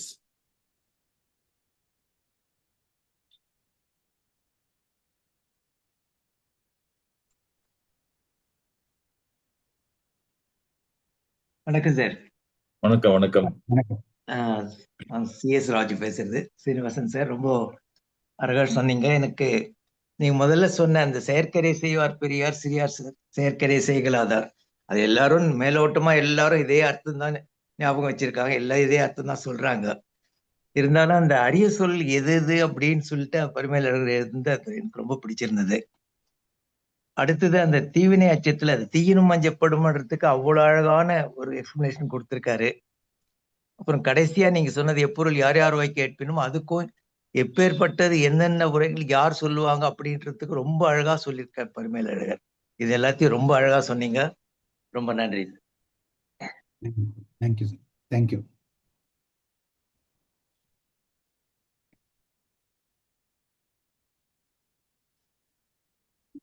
ஐயா வணக்கம். சொல்லுங்க. பரிமேலழகருடைய உரை சிறப்புக்கு ஒரு கருத்து சொன்னீங்க. He understands the context in which Valluvar has written that குறள் அப்படின்னு. அந்த அதிகார தலைப்பு, அதற்கு முன்னாலே இருக்கின்ற குறள், அடுத்து வருகின்ற குறள் எல்லாவற்றையும் உள்வாங்கி பரிமேலழகர் அதற்கு உரை எழுதியிருக்கிறதுனால்தான் அப்படி அது அச்சு மாதிரி அசையாமல் இருக்கின்றது என்று அது சொன்ன போது எனக்கு ஒரு குறள் ஞாபகம் வந்தது. நீங்க இப்ப சொன்ன அதிகாரத்துல வேற ஒரு குறள் சொன்னீங்கன்னு நினைக்கிறேன். நீத்தார் பெருமையில குணமென்னும் குன்றேறி நின்றார் வெகுளி கணமேயும் காத்தல் அரிது என்று ஒரு குறள் இருக்கின்றது. அநேகமாக ஒரு 10 உரை படிச்சீங்கன்னா 10 டிஃப்ரெண்ட் இன்டர்பிரேஷன் அந்த பாடல்களுக்கு இருக்கின்றது. அதிலே ஒரு பரிமேலழகருக்கு உரை எழுதிய ஒருவரே பரிமேலழகர் திருக்குறளிலே இந்த வார்த்தையை இப்படி பண்ணிவிட்டார், இந்த குணமேயும் என்பதை குணமேனும் என்று ஒரு வார்த்தையை திருக்குறளிலே அப்படித்தான் இருந்திருக்க வேண்டும் என்று பரிமேலழகர் உரைக்கு எழுதிய ஒருவர் சிறப்பான பல கருத்துக்களை சொல்லியிருக்கிறார். அதெல்லாம் அப்புறம் பார்ப்போம். அது அப்ப பார்க்க முடியாது. ஆனா அது நிறைய ரொம்ப ஆழ்ந்த கருத்துக்களாகி விடுகின்றன. இந்த குறளிலே பரிமேலழகருடைய உரை சிறப்பை பார்த்தோம்னா, குணமென்னும் குன்றேறி நின்றார் வெகுளி. நல்ல குணவான்கள், நல்ல நற்பண்புகளை உடையவர்கள், அவையெல்லாம் ஒரு குன்று மாதிரி என்றால் அந்த குன்றினுடைய உச்சத்திலே இருக்கின்றவர்கள் பெரியோர்கள், அவர்களுடைய வெகுளி, அவர்களுடைய கோபம். கணமேயும் காத்தல் அரிது, இங்குதான் வித்தியாசப்படுகின்றார்கள். கடைசி 3 வார்த்தைகளிலே கணமேயும் காத்தல் அரிது. காத்தல் அரிது, அந்த கோபத்தை அந்த கோபப்பட்டவர்களால் தடுத்து நிறுத்த முடியாது என்பது ஒரு பொருள். கணமேயும் காத்தல் அரிது என்றால் கோபப்பட்டவர்கள் ஒரு நிமிஷம் அங்கே நின்னால் கூட அதனுடைய பாதிப்பு எல்லையில்லாமல் இருக்கும் என்பது பொருள். கணமேயும் காத்தல் அரிது, குணமென்னும் குண்டேறி நின்றார்கள். அதாவது நல்ல பண்புடையவர்களுடைய கோபத்திற்கு நாம் ஆளானால் அந்த கோபத்தை நம்மால் தாங்கிக் கொள்ள முடியாது, ஒரு செகண்ட் கூட தாங்கிக் கொள்ள முடியாது. அதான் கணமேயும் காத்தல், கணம்னா ஷணம்னு வச்சுக்கிட்டோம்னா ஷணமேயும் காத்தல் அரிது, அவர்களால் காக்க முடியாது, எதிர்த்து நிற்க முடியாது என்பதுதான் பெரும்பாலும் எல்லா உரைகளிலும் பெரும்பாலும் இருக்கின்ற பொருள். ஆனால் வள்ளுவர் என்ன செய்தார், பரிமேலழகர் என்ன செய்தார் என்றால், அந்த கணமேயும் என்ற அந்த 5வது சீர் என்ன பண்ணாருன்னா, முதல் வரியிலே இருக்கின்ற வெகுளி கூட சேர்த்தார். இப்ப இருக்கிறவங்க எல்லாம் கணமேயும் காத்தல் அரிது என்ற 5, 6, 7 சீரை ஒன்னாக்கி ஒரு செகண்ட் கூட அவங்களால காக்க முடியாது, கோபப்பட்டவர்களால காக்க முடியாது என்பதற்கு பதிலாக அந்த கணத்தை கொண்டு மேலே நிறுத்தி என்ன சொன்னார்னா, குணமெனும் குன்றேறி நின்றார் வெகுளி கணமேயும். அதாவது கணமென்னா கோபப்பட்டவர்கள் வாழ்நாளெல்லாம் அவங்க கோபப்படல, கோபித்து கொண்டவர்கள். கொஞ்சம் ஒரு செகண்ட் தான் அந்த பெரியவர் கோச்சிக்கிட்டாரு, அப்படி இருந்தா கூட அதை கூட காத்தல் அரிது என்று வள்ளுவர் அந்த பரிமேலழகர் அந்த காலத்தை, அந்த கணத்தை கொண்டு வெகுளிக்குடன் சேர்த்து, பண்புள்ளவர்கள் ஒரு சிறு மணித்துளி கூட கோபப்பட்டாலும் அந்த கோபத்தையும் மக்களால் காத்து கொள்ள முடியாது என்று உரையிட்டார். இதற்கு அவர் வந்து எங்க இருந்து இந்த ஜஸ்டிபிகேஷன் இருக்கு பாருங்க. மத்தவங்க எல்லாரும் ஒரு மாதிரி சொல்ல இவர் வேற மாதிரி சொல்லுகின்றார் என்றால் அது ரொம்ப ரொம்ப நாசுக்காக நாகரிகமாக ஏன் நான் பொருளை கொண்டேன் என்கின்றார். இந்த குறளுக்குரிய பரிமேலழகர் உரையை நாம் எடுத்துக்கொண்டால், குணமென்னும் குன்று, துறவு, தத்துவ ஞானம், அது எல்லாமே வந்து நீத்தார் பெருமைங்கிறதுனால துறவு, தத்துவ ஞானம் இருக்கு அவங்களுக்கு. ஆசை இல்லாமை முதலிய நற்குணங்களாகிய மலையின் முடியிலிருந்து அந்த அந்த நிற்கின்ற அந்த முனிவருடைய வெகுளி கோபமானது கணமேயும் சனக்களமே ஆயினும் என்னன்னா, ஏன் அவங்களுக்கு வந்து நிறைய நாட்கள் நிறைய மணி நேரங்கள் அந்த கோபம் அவங்களுக்கு இருக்காதா அப்படின்னு சொன்னா, அவர்கள் அவர்கள் அவர்கள் கற்ற அந்த தத்துவ ஞானமும் அந்த அனுபவமும் அந்த கோபத்தை உடனே அழித்துவிடும் என்பதனாலே அந்த குணமென்னும் குன்றேறின்றோருடைய வெகுளி ஒரு சனம்தான் இருக்கும் என்று சொல்கின்ற பொழுது, அந்த குணத்திற்கு தத்துவ ஞானம், ஆசை இல்லாமை முதலிய நற்குணங்கள் இருக்கின்ற காரணத்தினாலே, அந்த ஆசை இல்லாத காரணத்தினாலே அந்த கோபம் அவரிடம் ஒரு சிறிய நேரம்தான் இருக்கும் என்று அந்த அந்த குணத்திற்கு ஒரு ஒரு ஒரு விளக்கம் சொன்ன பொழுதே அத்தகைய விளக்கம் இருக்கின்ற காரணத்தினாலே அந்த கோபம் ஒரு செகண்ட் தான் இருக்கும் என்று சொல்கின்றார். அடுத்து இந்த இதுல பாத்தீங்கன்னா குணம் ஒரு ஒரு இலக்கணம் குறிப்பு அங்க எல்லா இடங்களிலும் பரிமேலழகர் ஒரு இலக்கண குறிப்பு கொடுப்பார். குணம் என்ன அப்படின்னா சாதி ஒருமை பெயர். அதாவது குணம் என்னும் குன்றேறி நின்றார் வெகுளின்னா ஒரு குணம் இல்லையே, நிறைய ஏகப்பட்ட நற்குணங்களே இதுதான் இருக்கணும் அந்த குன்றுல.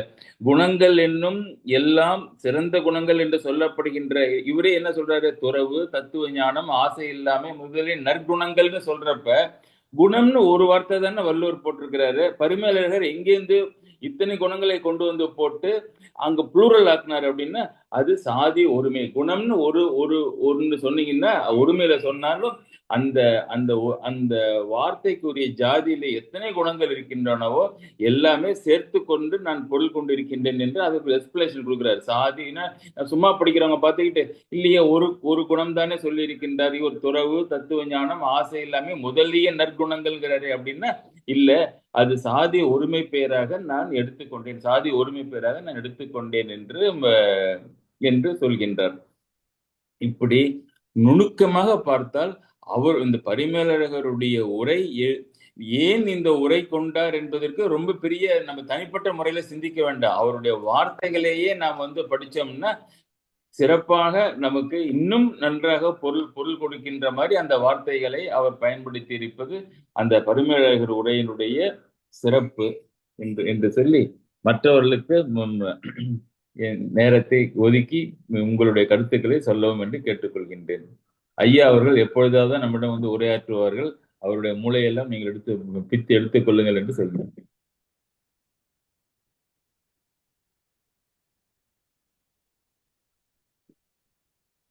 ஆமா, நீங்க கரெக்டா சொன்னீங்க. அந்த குறள் அதுக்கு முதல் குறளும் நிறைமொழி மாந்தர் பெருமை நிலத்து மறைமொழி காட்டி விடுன்னு அங்கேயும் சொல்லிட்டாரு. அதனால திருவள்ளுவர் இந்த ரெண்டு குறளையும் சேர்த்து பரிமேலழகர் இவை இரண்டு பாட்டானும் அவர் ஆணை கூறப்பட்டது ரெண்டுத்தையும் சேர்த்துக்கிறாரு. அதையும் சேர்த்து பாருங்க.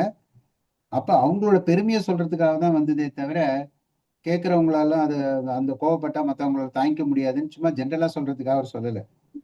குணமென்னும் கொண்டேறின் என்றார் வெகுளி கணமேயும் காத்தல். அவங்க வந்து வெகுளி கணம் தான் நிற்கும், அந்த வெகுளி தோன்றிய பொழுதே அதை மெய்யுணர்வு அழிக்கும் ஆதலின் அப்படின்னு அப்படியும் சொல்லிட்டாரு. நீத்தார் பெருமைக்கு அதான் கரெக்டா எடுத்து காமிச்சிங்கிறது. அதுக்கு இதுவும் ஒரு பொருத்தமான குறள். ஐயா வணக்கம். நான் சுப்பிரமணியன் பேசுறேன். இன்றைய உங்களுடைய உரை ஒரு கணமேனும் அங்கிருந்து செவியை நகர்த்த விடாத அளவுக்கு ஆட்கொண்டது அப்படிங்கிறது மிகப்பெரிய ஒரு உண்மையா சொல்றேன். உண்மையிலேயே உடல் எனக்கு சரியில்லை. எனக்கு எவ்வளவு நேரம் கொஞ்சம் நடந்து போயிடலாமான்னு பார்த்தேன். ஐயா கூப்பிட்டு பாட சொன்ன போது கூட எனக்கு இன்னும் மைண்டு நீங்க இல்லை, ஏன்னா நேற்று இரவு தூக்கம் இல்லை. ஆனா தெரிந்தோ தெரியாமல நான் எழுதிய பாடல்ல ஒரு வரி சொல்லியிருந்தேன், உயர்வான நெரிசல்ல குரலுன்னு சொல்லியிருந்தேன். அந்த குரலுக்கு உயர்வான பல பொருட்கள் சொல்ல பரிமேலழகர் என்று ஒருத்தர் இருந்தார் அப்படிங்கிறது ஏன்னா நிறைய நான் கேட்டிருக்கேன் தவிர பார்த்து படிச்சுக்கிற வாய்ப்பு இல்லை இருக்கு. இன்று உங்களை நீங்க எடுத்துக்கொண்ட அத்தனை குரலும், உதாரணத்துக்கு இந்த மருந்து பற்றி எழுத்து குரல் தான் எழுத்துக்கள் நிறைய கொண்ட குரலா இருக்குமோன்னு தோன்றுகிறது எனக்கு. தீயவை தீயின அஞ்சப்படும்ங்கிறதுக்கு நீங்க சொன்ன பரிமையாளர்கள் சொல்லியதாக நீங்க எழுதிய பொருள், அதே நீங்க சொல்லாமல் விட்ட எப்பொருள் எத்தன்மை தாயினும் அப்பொருள் மெய்ப்பொருள் காண்பது தான் நீங்க சொல்ல வந்திருப்பு. அதே போன்ற விஷயத்தை பார்க்கணும்னு சொல்லியிருப்பீங்கன்னு நினைக்கிறேன். அதனால நீங்க முதல்ல இந்த சிவஞான சித்தியாரோட சேர்ந்து இந்த 6வதாக பரிமேலழி பாடலை எடுத்துக்கொள்ள வேண்டும் என்ற ஒரு முதல்ல சொன்னார் சொன்னீங்க, பேர் ஞாபகம் இல்ல, மறந்து போச்சு எனக்கு. அதனால அங்க இருந்து தொடங்கி பார்த்தால் செயற்கை இசையில இருந்து நீங்க எடுத்துக்கொண்ட ஒவ்வொன்றுமே பரிமேலழருடைய முத்துமாலிருந்து கழற்றிய ஒரு சில முத்துக்களை நீங்கள் எங்களுக்கு இன்றைக்கு செவிக்கு விருந்தாக படைத்திருக்கிறீர்கள் என்பதில் சற்றும் ஐயமில்லை. சொல்லல் வல்லன் சோர்வில்லன் இவனை இகழ்வெல் யாருக்கும் அரிதுன்னு நினைக்கிறேன். அதே மாதிரி இன்னொன்னு சொல்லுவாங்களே, சொல்ல பெரிதொரு சொல்ல வெல்லு சொல்லையுமே இருந்துன்னு, இந்த 2 பரிமேலழகும் பொருந்தும் நினைக்கிறேன். பொருந்தும் நினைக்கல, அவருடைய உரையை எடுத்து சொன்ன உங்களுக்கும் பொருந்தும் என்று எனக்கு தோன்றுகிறது. என்னால் அதிகம் விமர்சிக்க முடியல. ஐயா சொன்ன அந்த கணமேனும் காத்தல் இருக்கிறது இவ்வளவு பொருள் சொல்ல முடியும். அதாவது இந்த கற்பிளவோடப்பார் கைவர் கடஞ்சிரத்து பொற்பிளவோடப்பாரும் போர்வலே வெற்பிடுத்தி நீர்களியை எய்த வடுப்போல மாறுமே சீருடு சான்றோர் சென்னம்னு சொல்லுமோ, அந்த அற்புதமான உதாரணம் பழைய பாட்டு ஒன்றுல கூட நம்ம பார்க்க முடியும். வில்லால விட்டா அந்த வில் அம்பு கிழிச்சிட்டு போன செகண்டுக்குள்ள அந்த தடத்துக்குள்ள தண்ணி சேர்ந்து போற மாதிரி அவ்வளவு குறுகிய நேரம் தான் நிற்கும்னு.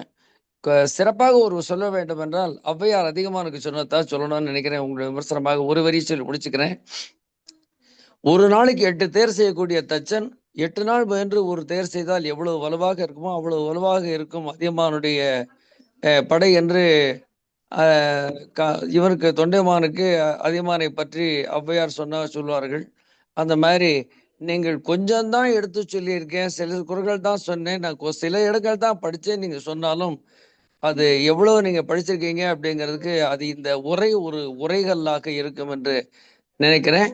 அருமையான செவிக்கு உணவளித்த உங்களுக்கு, இந்த நிகழ்ச்சி ஏற்பாடு செய்ததுக்கு, அதுக்கு மெருகு சேர்த்த ஆசிரியருக்கு அனைவருக்கும் என்னுடைய மனமார்ந்த நன்றிகள், வணக்கங்கள். நன்றி sir. Thank you sir, thank you. Thanks for your appreciation and feedback. நீங்க சொன்ன அந்த குறிப்பு பாடல் வந்து உமாபதி சிவாச்சாரியர்து. எங்க குடும்பத்துல நிறைய ப்ராப்ளம்ஸ் இருக்குது. நாங்க எல்லாரும் கான்டாக்ட் பண்ணிருக்கோம். அவங்க எங்களோட எல்லா ஜாதகத்தையும் பார்த்து நல்லாவே கைட் பண்ணாங்க. இப்ப எங்களோட எல்லா ப்ராப்ளம்ஸும் தீர்ந்து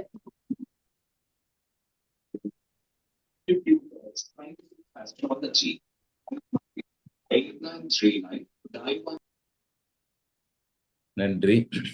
அந்த பாடல் வள்ளுவர் சீர் அன்பர் மொழி வாசகம் தொல்காப்பியமே தெல்லு பரிமேலழகர் செய்த உரை ஒல்லிய சீர் தொண்டர் புராணம் தொழு சித்தி ஓராலும் தண்டமிழின் கேலாம் தரம். அதுலதான் அந்த மீதி 5 உரைகளும் முதல் நூலாக இருக்க தெல்லு பரிமேலழகர் செய்த உரை நூலையும் அதில் சேர்த்து சமமாக சொன்ன பாடல்கள்.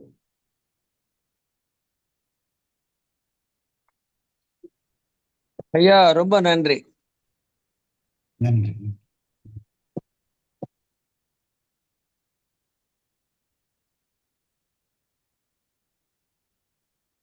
ஐயா மாலை வணக்கம்.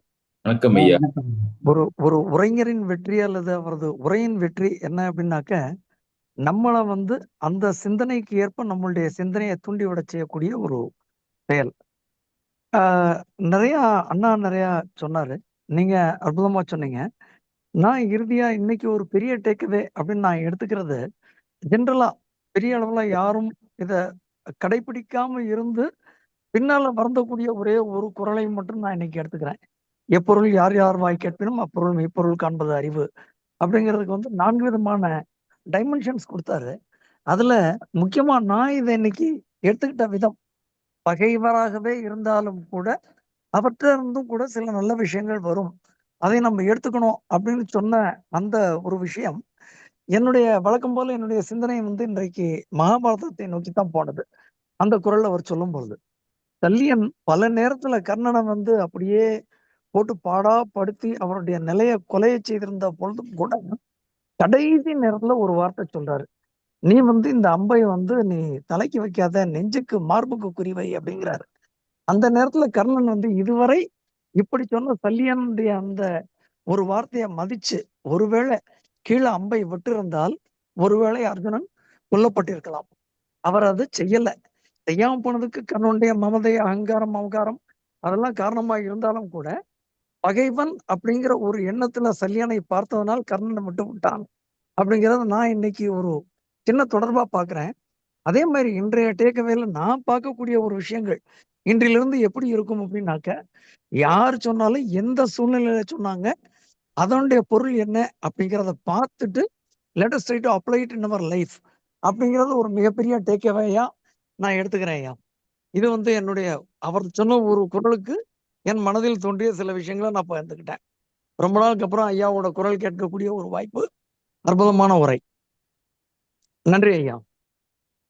Thank you sir, thank you.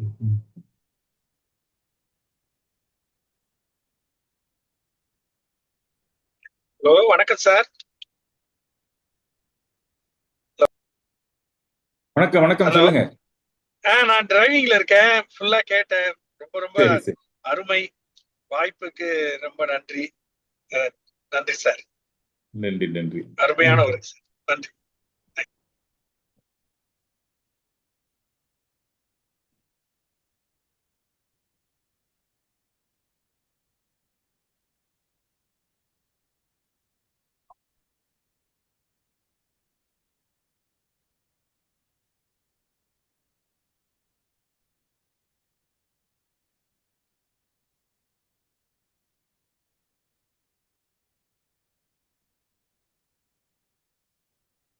ஏன் வேற ஏதாவது என்ன சந்தேகம் ஐயா?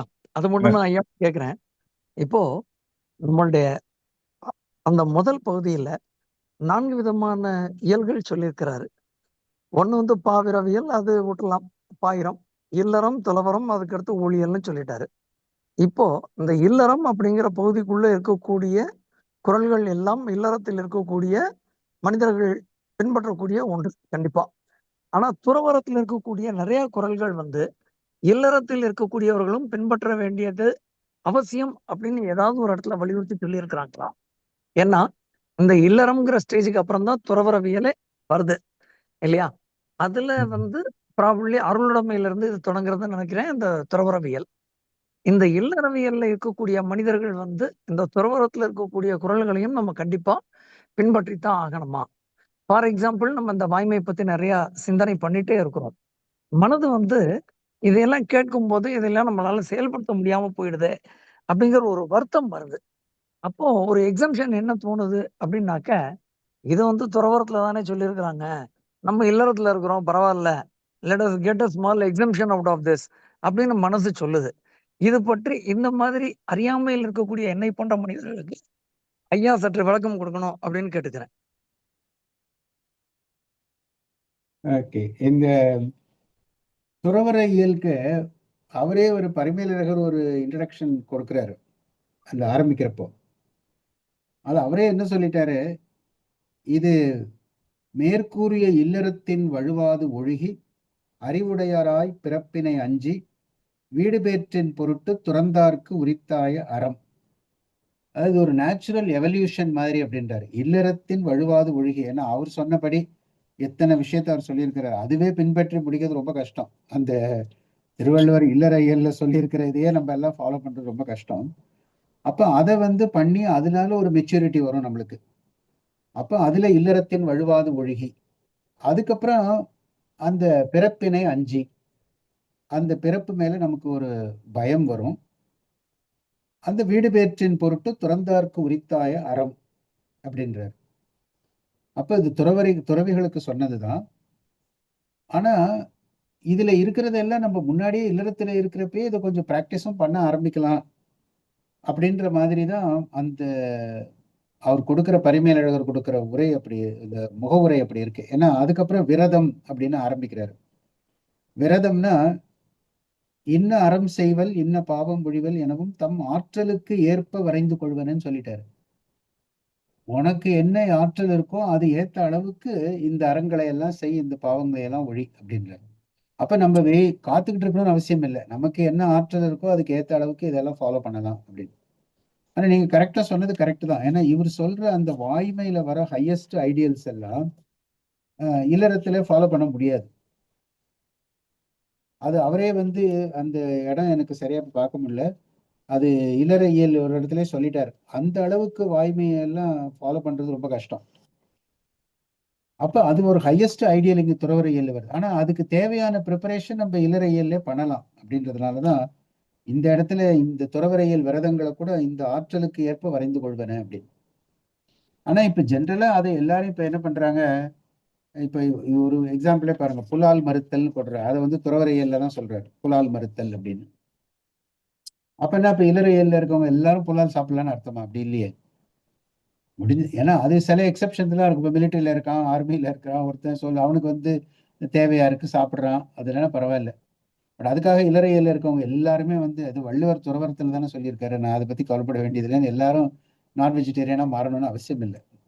அது ஒரு சிந்தனை. இது நம்ம ஒரு ப்ரிப்பரேஷன் மாதிரி தான் இந்த இல்லறையல். அதனால இட்ஸ் அப் டு யூ. துறவரையல்ல இருக்கிற வேல்யூஸ் எல்லாம் நான் இப்போ ஃபாலோ பண்ண ஆரம்பிப்பேன் அப்படின்னா யூ ஆர் மோஸ்ட் வெல்கம் அப்படின்ற மாதிரி தான் அமைஞ்சிருக்கு இந்த இது.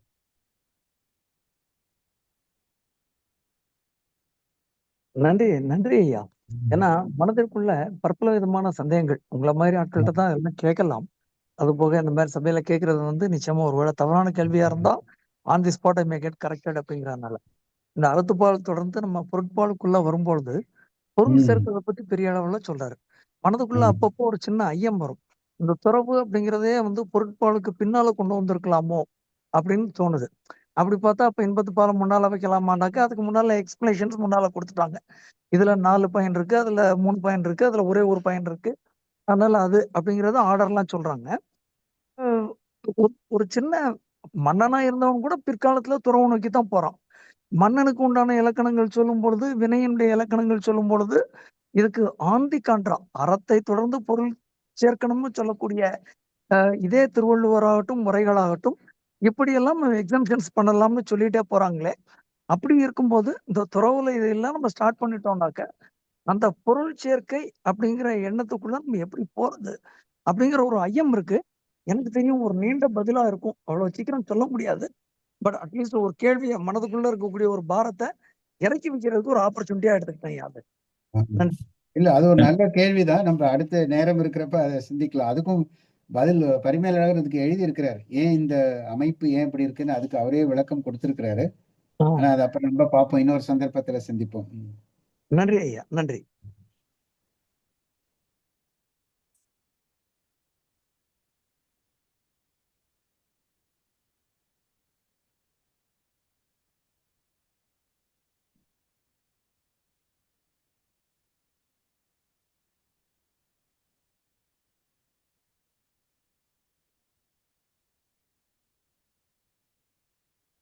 Anybody else?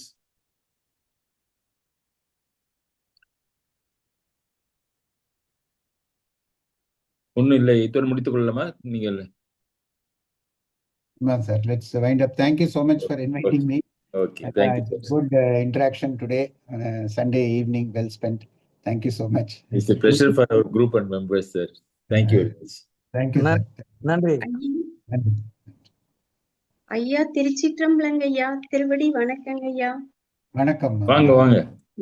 சிவாய நமங்க ஐயா. அனைத்து அடியார் திருவடிகளையும் வணங்கிக்கிறேங்க ஐயா. ஐயா இன்னைக்கு அருமையா இருந்ததுங்க ஐயா கிளாஸ்.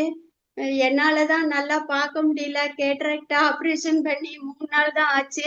எங்க பேத்தியை விட்டு கொஞ்சம் கொஞ்சமா எழுத சொல்லிட்டேங்க ஐயா. நீங்க ஒவ்வொரு தலைப்புலையும் சொல்றப்ப அந்த குரல் நம்பரையும் பக்க எண்ணையும் போட்டு எழுதி வச்சுக்கிட்டேங்க ஐயா. 2-3 நாள் கழிச்சு மறுபடியும் எடுத்து பாக்குறேங்க ஐயா. திருக்குறளும் சைவ சித்தாந்தமும்ட்டு நம்ம ஆதீனத்துல இருந்து ஒரு புக்கு கொடுத்துருக்குறாங்க இல்லைங்க ஐயா. அது வருஷத்துல ஒரு 10 நாள் அந்த கிளாஸ் எடுப்பாங்க ஐயா. நான் வாங்கி வச்ச இந்த திருக்குறள் புக்கு பரிமேல் அழகர் அவருடைய உரை நூல் தான் வச்சிருக்கிறேன். அது என்கிட்ட நாய் பெற்ற தெங்கம்பலம் மாதிரி அப்படியே இருந்ததுங்க ஐயா. இன்னைக்கு நீங்க அதுக்கு நல்லா பொருள் விளக்கம் சொன்னீங்க. நான் திரும்பவும் அதை போட்டு கேட்டுக்கிறேங்க ஐயா. மனச போகிற வழியில எல்லாம் அதை விடக்கூடாது. குதிரை ஓட்டுறவர் ராவுத்தர் மாதிரி அதை நம்மளுடைய கட்டுப்பாட்டுக்குள்ள வைக்கணும் அப்படின்னு சொல்லிட்டு சொன்னீங்க ஐயா. அதை நல்லா உணர்ந்துகிட்டங்க ஐயா. இந்த மன்னனை சார்ந்து வாழ்றவங்க எந்த பொய் எந்த பித்தலாட்டு எதுவும் இல்லாம அவர்கிட்ட உண்மை உள்ளவரா இருக்கணும் அப்படிங்கறது சொன்னீங்க. அதுக்கு வந்து குறள் என்ன குறள்னு தெரியல, அந்த குறள் மட்டும் அப்புறமேட்டு சொல்லிருங்க ஐயா. அப்புறம் உழவு பத்தி 693 அந்த குறள் 693 மன்னரை சேர்ந்தொழுகல். 693 பாப்பா. நன்றிங்க ஐயா, நன்றி. நன்றிம்மா. அப்புறம் உழவு பத்தி ரொம்ப சிரத்தையா உழவு கேக்குறீங்க. ரொம்ப நன்றி. உழவு பத்தி நீங்க சொல்றப்ப அதுல வந்து அந்த விவசாயி தினமும் போய் வயல்ல போய் காட்டுல போய் தோட்டத்துல போய் அந்த உழவு அங்க வச்சிருக்கிற செடி கொடிகளை எல்லாம் உற்று கவனிக்கணும், அதுக்கு நீர் விடணும், அதெல்லாம் சரியான்னு பார்க்கணும். அப்படி இருந்தாதான் அவர் வந்து அந்த பயனை அடைய முடியும். அது மாதிரி நம்மளுடைய மனதை இறைவனிடம் செலுத்தி நம்ம அவர்கிட்ட அவர் பக்கமா நம்ம போகணுங்கிறத அந்த குறள் மூலியமா நான் வந்து உணர்ந்துகிட்டேங்க ஐயா. அப்புறம் மருந்துங்கிற அந்த தலைப்புல வந்து 95வது பக்கத்து அந்த தலைப்புல வந்து நீங்க 4 வகையா அதை பிரிச்சீங்க. நோயாளி, மருத்துவர், அந்த கூட இருந்து சேவை பண்றவங்க, இதெல்லாம் வந்து சொன்னீங்க ஐயா. அது மறுபடியும் நான் இன்னொரு தடவை எடுத்து படிச்சுக்கிறேன்.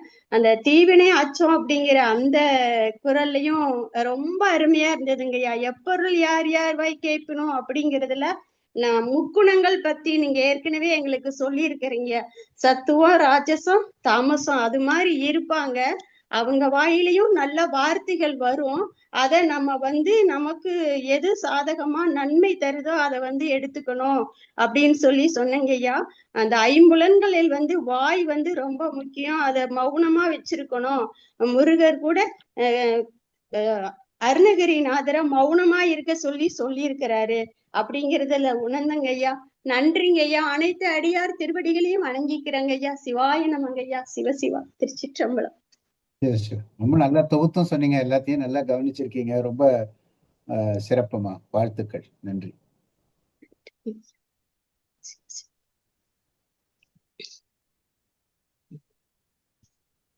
Selvanayagam sir, thank you.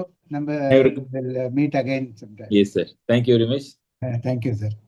அடுத்த வாரம் நம்முடைய சாய்ராம் அவர்கள் அவருடைய காலம் கடந்த திருதராஷ்டிரனுடைய சுய பரிசோதனையை தொடர்கின்றார் என்று சொல்லி நன்றி பாராட்டி அமைகின்றேன். நன்றி, வணக்கம்.